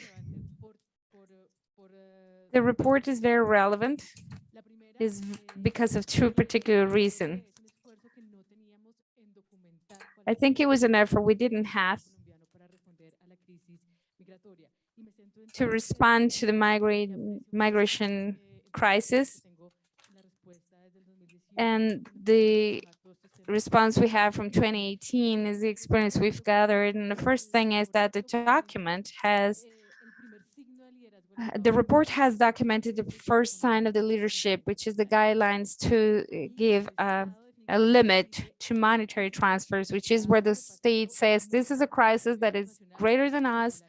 We need international help, but I lead this. And I think that's very important. And the second is the first effort for actually being able to align it with the social protection system. And so it was to be able to align this so that it wasn't so decompensated in terms of the value that is being given to the migrant population, but also to acknowledge the experience Colombia has in the handing over of monetary or economic transfers. So for a report to actually have it recorded, it's something that really filled me out a lot. I think is unique globally. The Colombian government at the time is in the full crisis at the time, and they couldn't visualize how important it was. There aren't any other exercises I know from countries that have given that limit and guidelines that are being reinforced with the international community. Something that was also inspired by Philippines. And having documented that is something that it really matches what we're discussing here. And then having mentioned the very strong pilot of the social protection support that is reacted to emergencies, I think it really made a milestone for the government and the global food program. And I think we're, as you know, we are evaluating this. And the topic of referral, which is also mentioned there, which is this possibility governments have that it doesn't only apply for the global food program and all other community actors. And that's that when issues take place, they hand them to us. I know very close from very close to the issue in Bogota, and so I think it's worth being mentioned. So having look into those particulars is very important to me because it documents what is being done in the country so far. And I want to express that I also appreciate that all this effort has been done, and it had to be very big, and it's because it helps us look into in reactive emergency or adapted to emergency response, which is basically the same, and it is how the government reacts upon a crisis, and that's what the program is showing, how the government from the social protection system is reacting to social assistance, education, healthcare, and Colombia has done it. This is an action of a political will, which is historical, and it needs to be recognized. But I also want to mention now how Colombia does this, but what are the particular features that the reactive capacity has in the Colombian system. I know this is very global and very trendy right now, but Colombia has certain specificities, and that is, and I think it's very relevant, is how Colombia, when opening the system to a migrant population, is also doing it for the national population. The healthcare system is same for the nationals as for the migrants. SISBEN, we all know very well the system is the same procedure, both for migrants as for nationals. And so I can see that they do it in this equality of conditions, opening then the system, therefore. And I think the other feature of this reactive capacity is the swiftness they do it with. And then Ivan from OIM, how do you do it? I'm going to stop a little here too. And this is something we talked a lot with Ingrid about during the interventions, because it was interesting to see both perspectives. We can see OIM in Colombia from the 1956, and we've been evolving, and how the different dynamics within Colombia have evolved as well. We arrived in 1956, giving support to migrants of the post-war. Those humane movements that were like giving us this first views to the future. This was a positive migration that was hopeful, and it is very particular because we can see it within the regions like Valle del Cauca, Antioquia, the northeast of Colombia. And so we could see this of the last century that is really relevant to the development of this society, Colombia and the industrial part of these regions. It is positive, and as Tania has said, to see how the government can respond and how is that capability to set the international cooperation. And it is different to what happens in other regions of the world. And it's also very interesting to be able to put these population groups in the same place. We find ourselves in the field, and particularly when this started in 2015, when they really started receiving more than 20,000 Colombians that were returning from Venezuela, and to find these population flow within the country and the communities where their settlements were found, and to find the empathy between ones and the other, internal displaced victims and Venezuelans. And if we stop in a very particular case, and it's important to consider, that is the displaced Colombians. There are very particular numbers. The returned Colombians are mixed families as they're known, but there is a special particularity, and it was those that were children from Colombian parents did not take away from them the migrant condition. And it was the first time when a returned Colombian would leave the Venezuelan population, and that pretty much faces them to a completely new situation. And I close with this. And it is the important part of the report to see the trust in the Colombian government. When people come to Colombia with a complete lack of trust in the institutionality, in Colombia, they have to pay for everything. And in Venezuela, the institutionality, the authority is what it generates resistance in these people. And what we found here is different. And we can see it from the evaluation, how they go directly to the government. They were talking about the support network, which is the way they move around.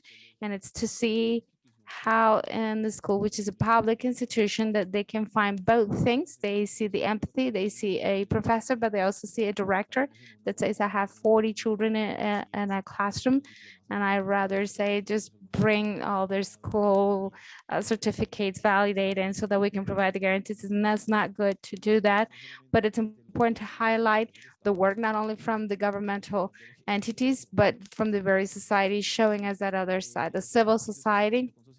And the exercise that we've had, the civil society, that are pretty amazing to see how the communities, beyond looking who is going to come to take what, and a whole series of myths that started to walk around from 2016 up to the pandemic, when they found out themselves that we are enduring the same thing. And that was like one of the testimonials we saw, that when they received the groceries, and it was groceries for everybody, migrants and vulnerable population internally. And I think in that particular is how they're all in the same level. Of course, some topics are not readable, where we can see that there's more response for the migrant population. It's an issue of communication that starts from the experience of the governmental leadership to describe technical limitations. And when we sit with the government and say, we do this that way, and so, and the cooperation, the input from the cooperation is more logistical. So the government did this behind closed doors, and this is something that is related to protection and temporary protection, but this was done closed door. The support that we did more was at a logistical level, and all the different organizations, like there was 75 partners that the GFIT has between NGOs and et cetera.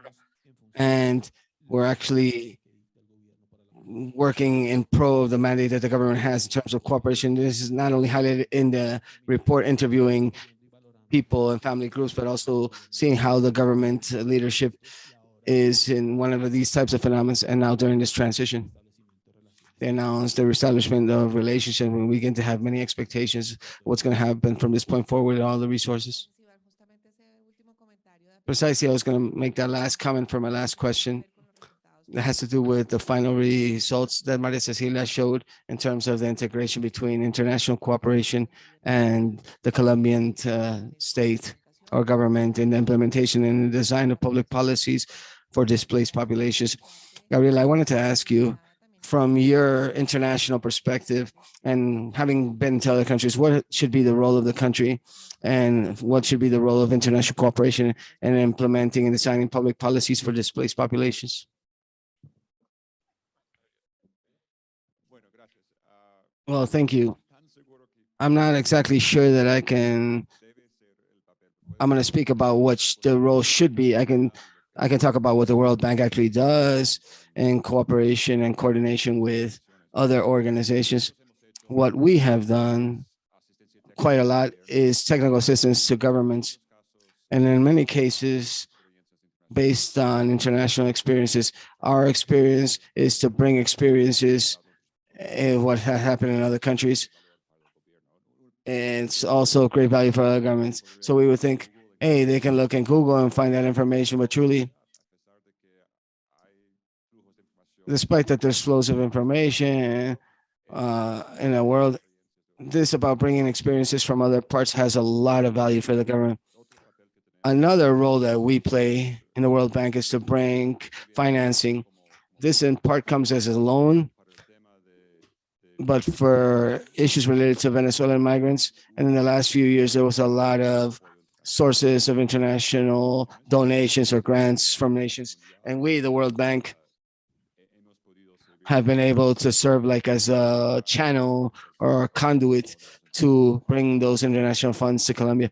So we have many programs, several programs. Last year we had what for us is a loan. It actually recognizes what the government has done, and it gives a loan recognizing this. And it was the first time in the whole world the World Bank actually financed a program only for issues related to immigration, recognizing the government's role here. And this program, it seems we were able to bring in fundraise money from cooperation. It's a loan, but it's also a very attractive loan for the government because it also has a grant portion. We also supported a monetary transfer program with the World Food Program. Our role here was also to provide technical assistance and also with a donation. In this particular case, the program is completely financed by donations or international grants. This is a program, not exactly a pilot program. It's more than a pilot program, but it's a small scale program. It's not to solve the whole world's problem, but in our experience, it has been very positive in this collaboration. And I think that there are several different elements from this experience that are of high value in order to help us form new policies in the future. I'm going to abuse of Paula's experience with the previous government. Unfortunately, due to agenda, we were not able to have people from the government in this panel. But from the government's perspective, the role of the government in terms of international cooperation and the deployment of public policies for displaced population, what is your opinion from the government experience? And also, what do you think in the future? Well, the first thing is, I think Tanya was saying this, the issue of political willingness at the highest level is the focus. And this is also the big finding of this report, the World Report on Displacement. The first step is always political willingness. And political willingness at a president level, at a government level, at a state level, but also political willingness at a local level. And an approximation of, in English, it's called the whole of society approach. Everyone has to be involved in order to respond. And the last thing you showed, or what Andres showed us about this other aid, for example, the role of the academic sector, education, is very important to have joint efforts. So that political willingness and that leadership headed by the government, and Tanya and Ivan were saying this earlier, has to be very clear, like the vision that we have toward where we want to get to with the response. And starting from here, basically, the coordination that has to come from all of this, the planning, joint goals or objectives. We've advanced quite a lot in the previous government with the objectives in the development plan about overcoming vulnerable conditions. Obviously, certain agreements and a leadership, political willingness reflected in leaderships with the numbers. And what I talked about, the official registry is very important. But being on top of all, being up to date on our databases with the Colombian statistics, issues with the DMP, with the CSBEN database. And this is not only a leadership and a political willingness that is just word of mouth, but it has to be reflected. And what I said earlier, plus norms that in Colombia, I'm not saying that there are a lot, but we do have some norms. And what is missing is to just make them be complied with. I'm not sure if Ingrid or the people from IM or from UNHCR worked at that particular moment, but I remember that I had to work quite a lot with cooperation agencies. And I think they like me. I think they love me today a lot. Now I think we're friends. All of us are friends. But at that moment, I bothered them quite a lot. I was like really difficult with them. But it's very difficult for something which is an intangible. But you were talking about this with immigrants, is that that view of trust with the Colombian government, the conflict with what has affected more than the 9 million institutions is trust in institutions. And the only way for us to continue to plant that seed is to recover that trust. And the only way for us to contribute to that is to create a political willingness, and that leadership should come from the state. And in cooperation, I think we have advanced quite a bit. Cooperation wasn't that easy in the past. The solutions to what we're doing now, for example, when lasting solutions became a fad about displacement, I remember the people from UNHCR and the people from UNDP, they said that they had a lot of resources. I can't remember exactly. They had soft loans in order to implement solutions in Colombia, that we didn't call it solutions and unity, but these was basically our local return plans. And it didn't have that perfect name that you had, but we were on our way.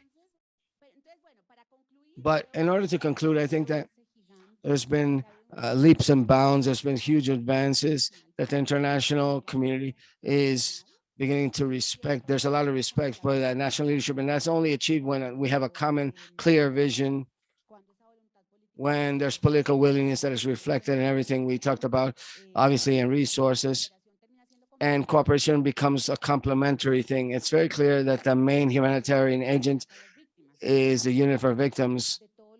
In the case of all displacements, in the case of confinements, in the case everything that happened when I was leading the unit, and it still continues to be the case. UNHCR, CCR, the Norwegian Council, everyone complemented the unit's actions. They complemented. There's no better example of joint efforts with cooperation entities than that response at the moment. I think there's maybe a better example today with everything related to migrants. But at that moment, that was the best example of united work, virtuous unison with the national government, the state, and cooperation agencies. Tanya, in your previous intervention, you talked about the Arauca pilot program. I would like for you to share about the learnings of that experience in the Arauca project related to this integration between international cooperation agencies and the government. Yes, of course. Well, the Arauca pilot program was due to a coincidence that you mentioned with clarity in the document. It's like how the system becomes more flexible and how the pandemic allows the flexibility to occur. Before the pandemic, we already had a large migrant population in the country, and that has still not achieved or not made the state to react so much as it does when the pandemic comes. What happens is that it becomes a bit more flexible with the pandemic, and it also opens up the door to the migrant population. So basically here, what we understand in this test with food, the crisis was very harsh for the poorest population, but also for the poor population that was not receiving the transfers, the traditional social protection transfers like Familias en Acción, Jóvenes en Acción, and the older adult Colombia Mayor program. So the people here and the migrants were not included, and they were not going to be protected during the pandemic crisis. And what did we do in an agreement with Social Prosperity Office? That there was an element of flexibilizing the system. Social Prosperity, remember that the president issues an emergency decree, and he said that we can exchange all the different databases. And that was, I think that was the most transcendental thing that was done in social protection during the pandemic. Is that why? Because before the state had already identified the sharing databases amongst different state agencies, in between state agencies was very difficult to do. In the pandemic, the government says, I'm going to share everything that I find, and even CSBAN 4, I'm going to share with private parties as well. And all of this was caused by the pandemic. That information of CSBAN populations, poor population that did not receive monetary transfers, that information was shared with us, and we really thank the Colombian state for sharing that information. We implemented a pilot program with reactivating emergencies in Arauca, in all the department or state of Arauca that is specifically catering to that population, a population that is not protected by the social protection system, and to migrants that were not receiving these monetary transfers similar to the Ingreso Solidario program. But I want to connect with a second point that I wanted to mention about the question that you're asking. It's what's happening when we use the databases from the CSPEN program. We realize that, first of all, the official registries become outdated very quickly in Colombia and worldwide.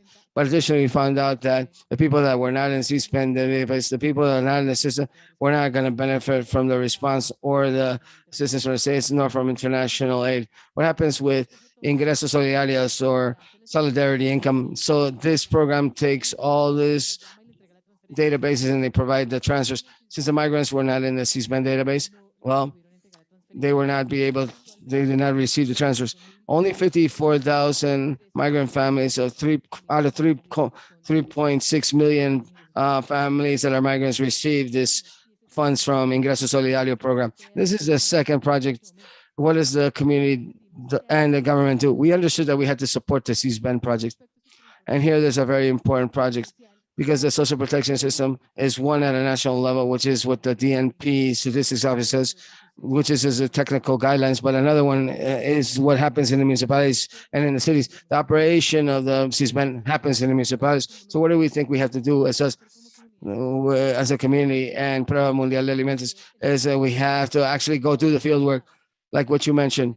We did this with the ETPB, all the international community, and with the CISBEN at this moment, we have an operation to have the migrant population become part of CISBEN. And this has to be done at a territorial level. So we have to support the operational side. We can't just discuss things. We have to support the operational side. We have to go do the work. This is something we do. Let me end with something which is also very important to answer the question that you asked. And I'm going to connect this with the World Bank. And it is that this is an operation that we did effectively jointly in Bogota. And what I wanted to say, or the message that I want to transmit here, is that we have to support the efforts of institutionalizing the migration crisis. There are very few examples at a countrywide level, at a subnational level. Bogota goes through a monumental effort to do this, and they have an investment project for migrants. Bogota adapts their information system, which is called the SIRBE, not the CISBEN, a SIRBE project for migrants. And that's a huge effort by Bogota as a city. And this is an example of something that we should support. Thank you, Tanya. Ivan, from the OIM, what is the role of international cooperation and how should it be integrated with the government to cater to the displaced populations? Thank you. Let me go back a little bit. Not only do we need to strengthen communication channels that currently exist within a framework of migration flows, mixed migration flows, we have the interinstitutional cooperation agency. This is a very interesting agencies from the borders areas, from the concierge office, the APC, where we have certain regular spaces, not only for dialogue between the government and institutions, but also within the government itself. Internally speaking, there are these spaces for dialogue for work where we check the different policies and we check what challenges and how we're closing the gaps at an institutional level from the central government level, and how that's reflected in the territory, which is the second point that Tanya mentions. And how do we position the work that we're doing in the territory much better? In the territory, for example, in 2015, we started with an emergency scheme.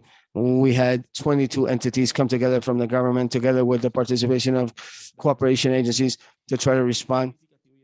And it was very interesting and significant because this issue of the emergency for the risk agencies is very clear. And the PNU stayed here, but everybody else left. So we continued through time until 2018. The government said, hey, this issue can't continue to be here. We have to, the people are going to stay here. So this is the first registry. 268,000 people become registered and logged in these databases. And we have like normalization system, the DMF, we have different mechanisms to normalize these migrants' conditions and different.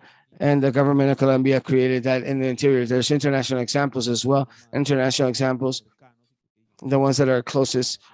This is one of the mandates of Lancor.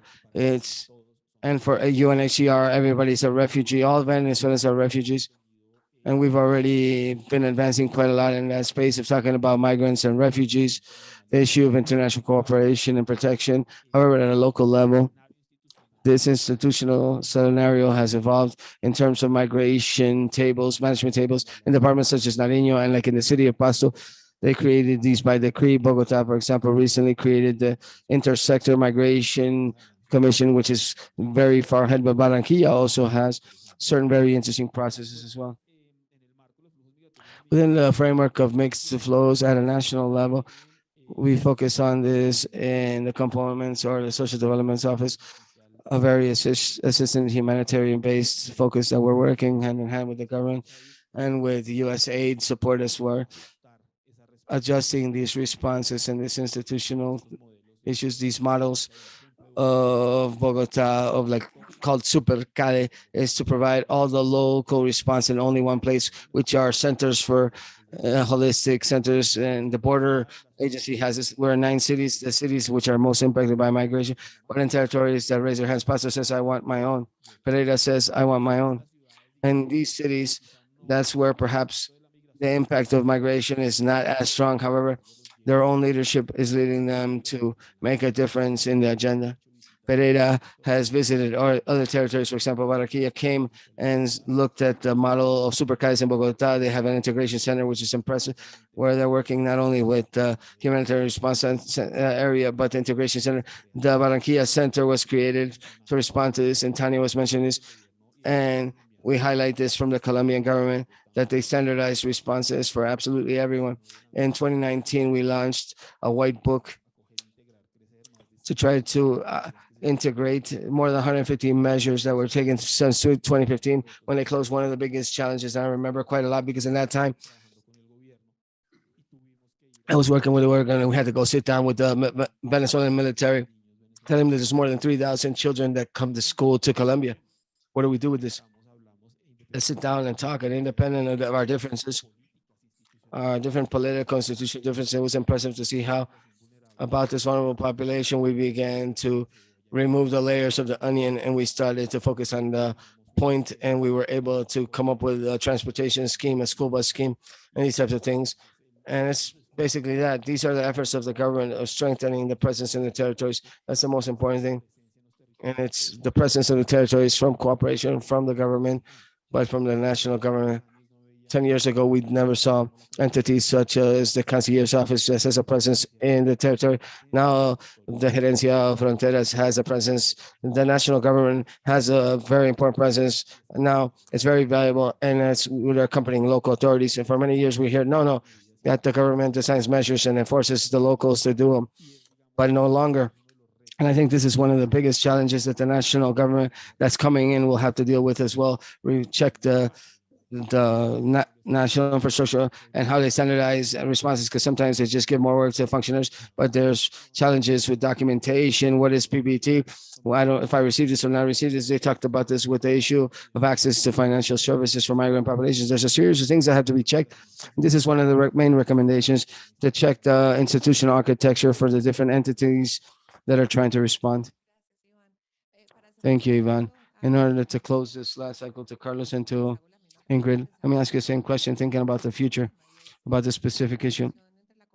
Integration between international cooperation and the government. How do you see it towards the future in order to potentialize the positive affectations for the migrant populations? Well, Sandra, thank you very much. I wanted to highlight from UNHCR, the role that we see is not a separate role from cooperation, but rather we see that we have a complementary role. We're almost like jumping on the bus that the government's on, and we're going there and we're starting to support the government, without saying that it's always like that, but that's more of the roadmap. And without a doubt, we believe that we're on the right path today in terms of refugees and immigration. With TPP, we see that there's policies more than a government state that is favoring all of these processes. Like the integration is something that we need and that we're going to continue to work with. And I would also highlight that something more specific from cooperation agencies and more specifically from UNHCR. This is a space that we have despite limited resources to come in, propose things. And I have a very concrete example for that UNHCR started two years ago. Job initiatives that started 2 years ago, that's similar to something that they did in Brazil that we learned quite a lot with, and they were very positive today. I already went through a first pilot program here, and from UNHCR, we began to develop this jointly with the Ministry of Work and the border management area, and today is becoming more relevant. All of this to tell you all that this space that we have as an agency allows us to come to the table with new proposals and maybe test at a lower scale or do a proof of concept or something that we think that can help us to contribute to these processes. So trying to answer your question, I think that this role is to complement things that maybe what they're not achieving from the government as far as we want, and bring new fresh ideas of how we can actually achieve that final objective of that, having that integration and protection from UNHCR in our case. Another key issue has to do with the strengthening of the interagency cooperation. And I think there's something that is an insignia in Colombia, which is the GBIN, how it's working. Tanya mentions the CISBEN, which is a huge operation that they're working with the DMP office, where they brought different agencies to the table to also support the process. So I think we need to continue these processes. We need identifying the strengths of each of these processes and how from the different missions, each different stakeholder can contribute to that same purpose, which at the end of the day is to protect people and to improve people's lives. So I believe that we're very aligned. It's very beautiful to hear what is happening and seeing that from the government again, and mentioning this from my own perspective as a state policy, that we're able to, we're starting to establish and we're changing the mental mindset or that chip and how we understand things and how we receive refugees and immigrants. I think that's it, Ingrid. I feel that I agree with a lot of everything that is being said, and I would also highlight another issue in terms of the roles of the government and in terms of cooperation, which I think is very clear in the study. I think that the information, when you guys say, people say, I'm not sure it comes from, but everybody says it comes from the government. I say, is that's the role of the government? You have to lead, you have to have the willingness of doing things, and we jump on board. That's one of the fights, that whatever name you want to give it, whatever. I think I agree with that, and we were saying this. I'm not sure what the name should be, integración social, or returning on the populations, lasting solutions, whatever. But we've learned quite a lot, apart from the concept or the name that we give it, and of recognizing that from cooperation, we have many international guidelines that we can use as well. And then for the specific case of Colombia, what Paula says, I think that they call us for everything.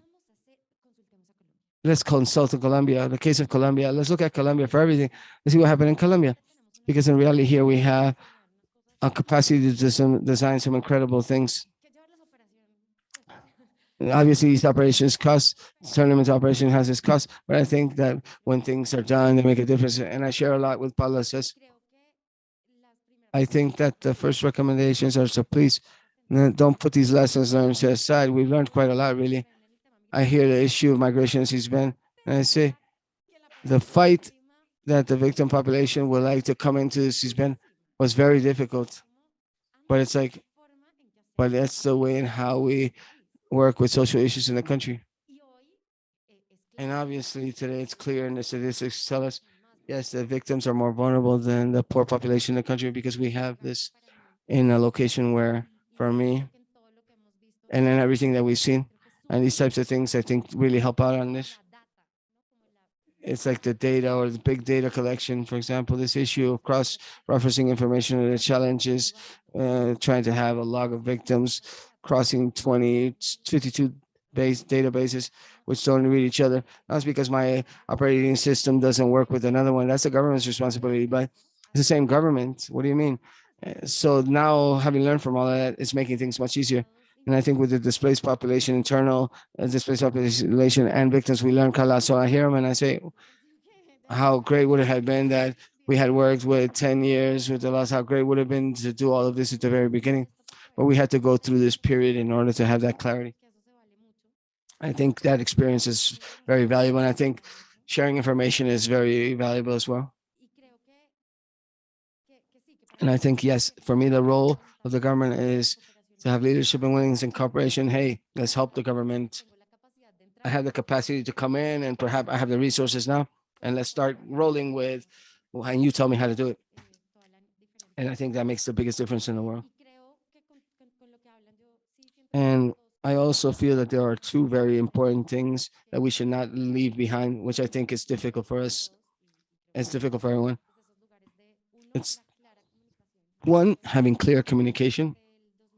I think from 2015, when we had the migration process start, and thanks to the pandemic, that perception actually erased a little bit, but they forgot about the victims, and now the priority was only migrants. That's so the policies of victims no longer exist, and etc. And if the money is going where's it going? And to talk about migration or displacement in general generated a lot of noise.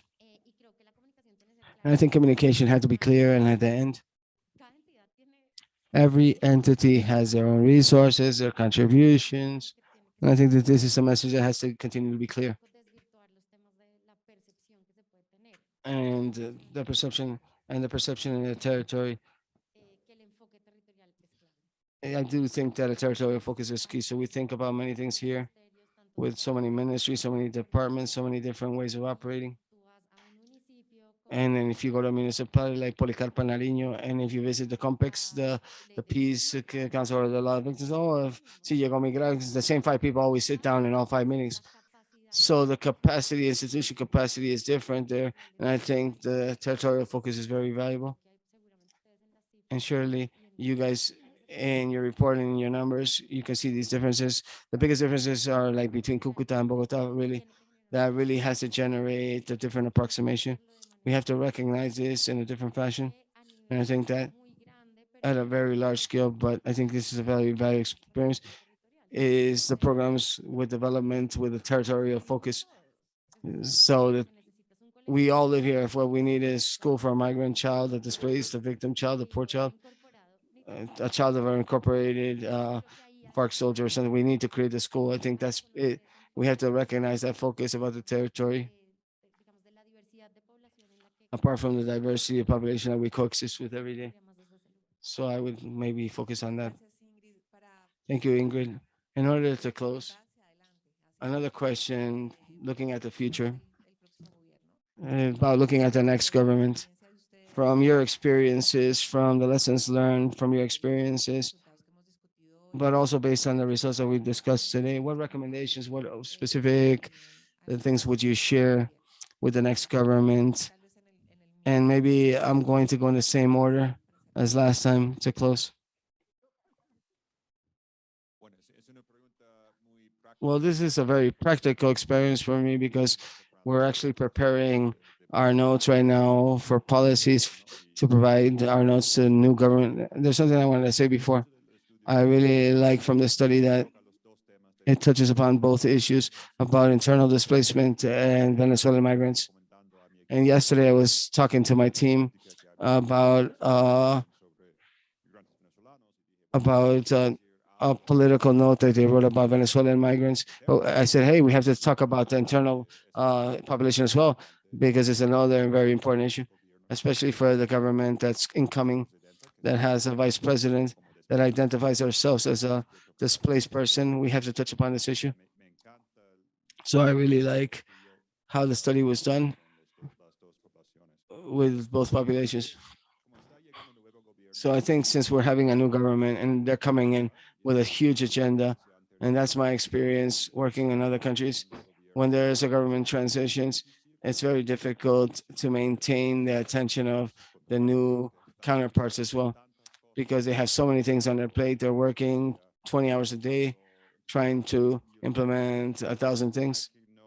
So we can't just present excessive or 100 ideas. No, we have to have maybe 2 or 3 points that should be focused on. I think the basic point that I come from this report that we're going to try to work with an incoming government is for them to continue to keep on their radar the issue of Venezuelan migrants, that they should consider the Venezuelan migrants' needs, and that something needs to be done. Something different has to be done for the groups and also for displaced, internal displaced people. Despite, I think there's less of a danger that those fall off the radar. But this is a very important basic point, but it's the most important message that we need to focus on right now. In very practical terms, I think that very briefly, the new government is going to have something called solidarity taxes, because the program is going to work until this December. This year it was created as an emergency program for the pandemic, and it was extended till December.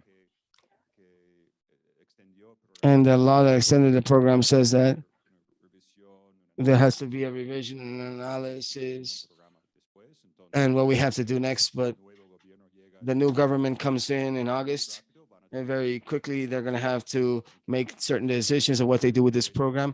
Our suggestions would be to continue to spearhead this program and follow it, and can have it continuing, but better integrated with other programs as well, and do something more specific for internal displaced groups and Venezuelan migrants within this program. And that study that showcases the importance of this program for all of them is going to be very important evidence for this discussion. Okay, so the government that this administration that is about to end was talking about the building part. And I think that's like the most important part to keep in mind in Colombia, with so many gaps and opportunities to build upon what's built and the cumulative that's there. I think that besides that, there are huge expectations, like in the promises of the incoming administration, with dimensions that go from the symbolic, clearly, from having an Afro-descendant vice president who is a leader from the environmental part, the Ministry of the Equality that is supposed to be created, that has to do a lot with what we've talked about today. So I feel that there are huge challenges ahead. And well, of course, we patted our shoulders recently and said we feel very happy with our board and all of that, but the glass is still just half full. And there's so much to do, particularly with the ethnic population in Colombia, where we had this enormous opportunity to close those gaps. And it didn't have that focus. But if you look into displaced population plus Afro-descendant and indigenous populations, we clearly have a lot more relayed indicators. And in terms of rights, what they have in terms of access to lands, the huge opportunities, and that light at the end of the tunnel, that it really fills me up with a lot of hope to work straight with the agreement and all those access promises that we have there to close those gaps, and also with the fields and people that live in rural areas. But the challenges that are still there in the post-pandemic impact in terms of income, employment, the victimized population that is still facing these vulnerability gaps due to precisely not so much the lag, delayed fulfillment of promises to those that are displaced, but the long-term promises as well, that actual integration that comes from the possibility to have an income, to have means of sustenance, and a local population that can have a response that is more long-term, that our challenges this new administration will face, that hopefully they'll be able to comply with, because what it could happen is to face yet a whole new frustration. The victim population can't take any more frustration. So the law of the victims law is extended 2 years longer because the registration increased. We couldn't do it in these 2 years of term to be able to achieve all we've said. So there's an extension to it for 2 more years, and all studies are saying that we're not even covering for 10 more years. But the Congress didn't want to extend it even longer to let us plan further and stop promising things we can't comply with. So this government will have to send messages of transparency. The victim population, the migrant population, the displaced population demand transparency. And that's something that we've learned, at least from my work at the unit. The victim population are citizens, and they understand, if they're explained of what that they have to endure certain prioritizations, that they have to look into going to certain things first. And that demands, as we've said earlier, from maximum political will, leadership at a country level, and certainly the coordination and permanent support that we've had from the international cooperation. And I also want to take the opportunity that I have this mic to thank you and say goodbye. I had to leave like 30 minutes ago, but I just wanted to stay here a little longer. Thank you, Tania. Yes, thank you. I have yet other recommendations. If I were asked at all, I have 3 recommendations. Good, we're recording, so we'll replicate those recommendations. Okay, the first one is I'll look into this solidarity income, which is in the governmental agenda, and that is in the basic income plan. And we had monetary transfers that we've said here are very important. Families in Action has been the 3rd most important program in the region, but it's certainly not sustainable to have 5 programs. We have to look into basic or minimum income that it's including to migrant population and with less standardization to be able to cover the specificities of victim populations as well. So we have to look into the basic income. It's not going to be easy because it's got to look into the legislation. It's not easy, it's going to take some time, but I think that's going to be the first recommendation. The second is that from the international community, we need to strengthen the looking into the new scenario of regularization in the country. And we don't know that yet. We don't know what's the status regularization is in the country. And we have this huge pressure with suspend that very much relies on the support we've had in the temporary protection. We know there have been delays in the delivery and the printing and the population claiming for permits, that there have been errors. So there's a whole lot of things happening in regularization, but we also know that there are many who did not register to the program, and we don't know why. So right now, we don't know what is the program of regularization in the country. That is a nationalization of the migrants in the country. And that's also affecting public policy. And my 3rd recommendation for the government, when you hand them over this recording, it's something that also comes from our operative experience. This is an agency that is in situ. That's a little bit of our identity. And these operations have shown, and something you say in the report already, that although the principle of migration crisis with males, mostly right now is mostly female. So what we've done so far, we have found that 57% of that population are women. But additional to that, we work with the World Bank in Bogota with the SISBEN, but also with the SILBE, which is the social integration system in the district, that is telling us that it's a 65% of women and 71% of the leaders are women. So we certainly need to create public policy with gender approach, because the migration on this study has shown that. So those will be my recommendations. Thank you, Tanya.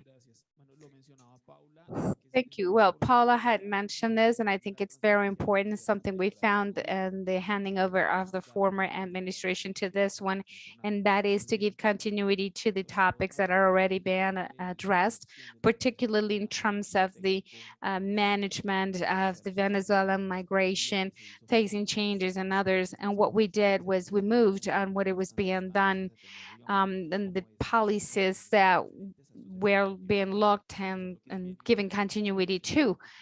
And that is very important.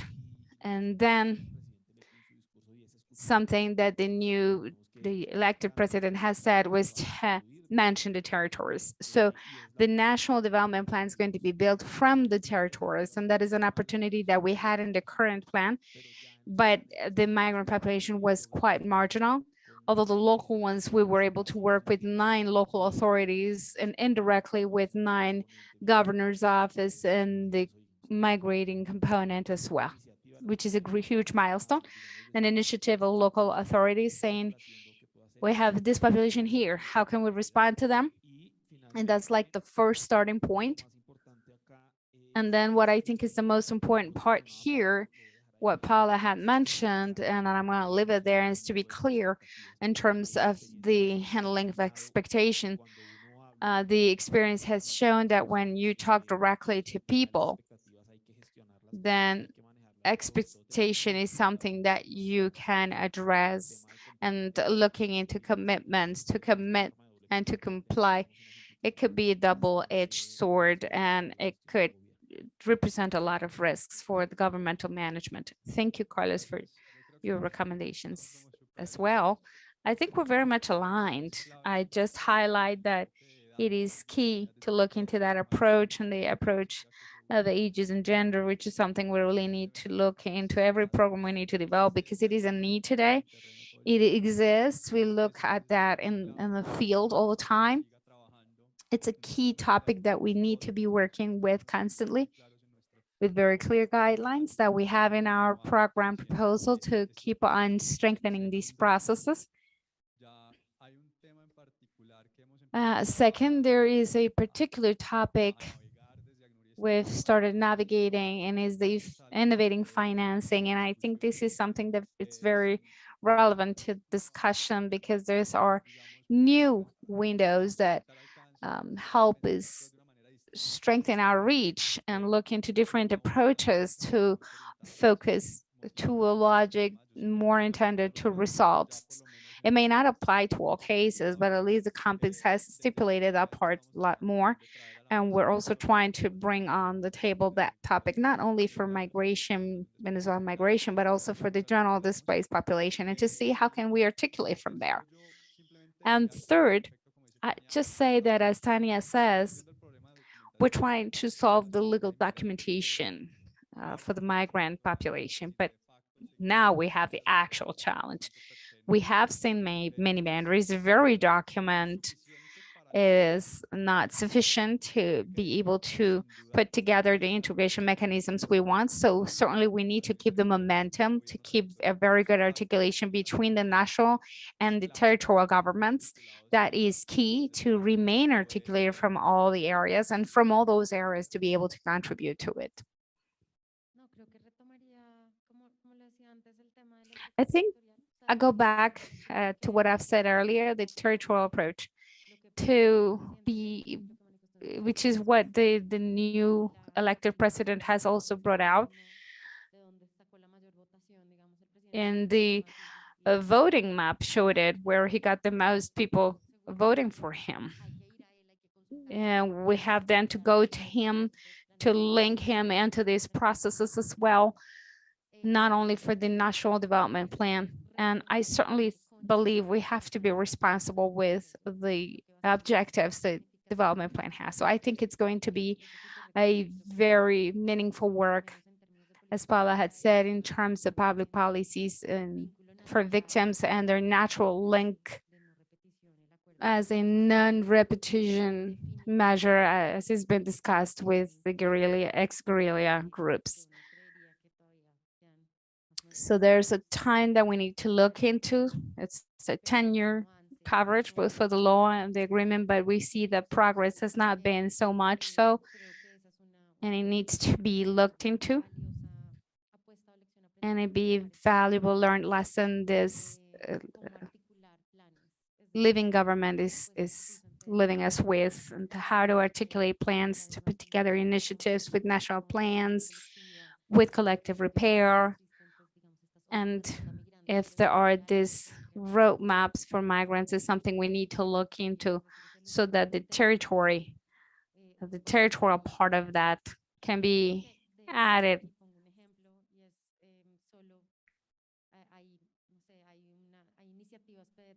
And I say it because there are very clear initiatives that could allow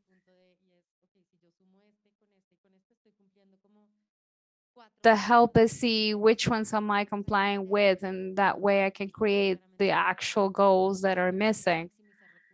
And it helps us maximize resources, certainly. And then the clear message, we have to be very clear. And I think it's a great challenge when that message is being conveyed by someone who knows how to work with us. Like Gabrielle says, the vice president acknowledges herself as an Afro-descendant, as a victim. And so from her very sensitive place, she's very clear on how to adhere to the dynamic of this policy, which isn't easy. And in that very good design of a policy that I don't know in detail of the migration topics, it takes a while, and to adapt it, all those differential approaches That's a challenge. And there's like a new international approach to this, which is kids nexus human development, and how are we going to add those? So it's not just to work in care, development, or peace, but these three things align together and put in the same place. It's what are going to make a difference. And I think integrality and work, but this just happens in one place, the whole territory, and the territory needs to make a difference. Thank you, Ingrid. And with these, we close, and I want to thank our panel and all of you here in the auditorium and online. And as my colleagues have mentioned, we also have a PDF version in Spanish and English of this report that is already loaded in the repository of this study. Thank you for a very constructive conversation. I think the message of building upon what's built, I think, are very good messages, and we promise that for the next government to consider it, we're going to be able to create these conversations in a more constructive way to reach displaced populations. Thank you very much.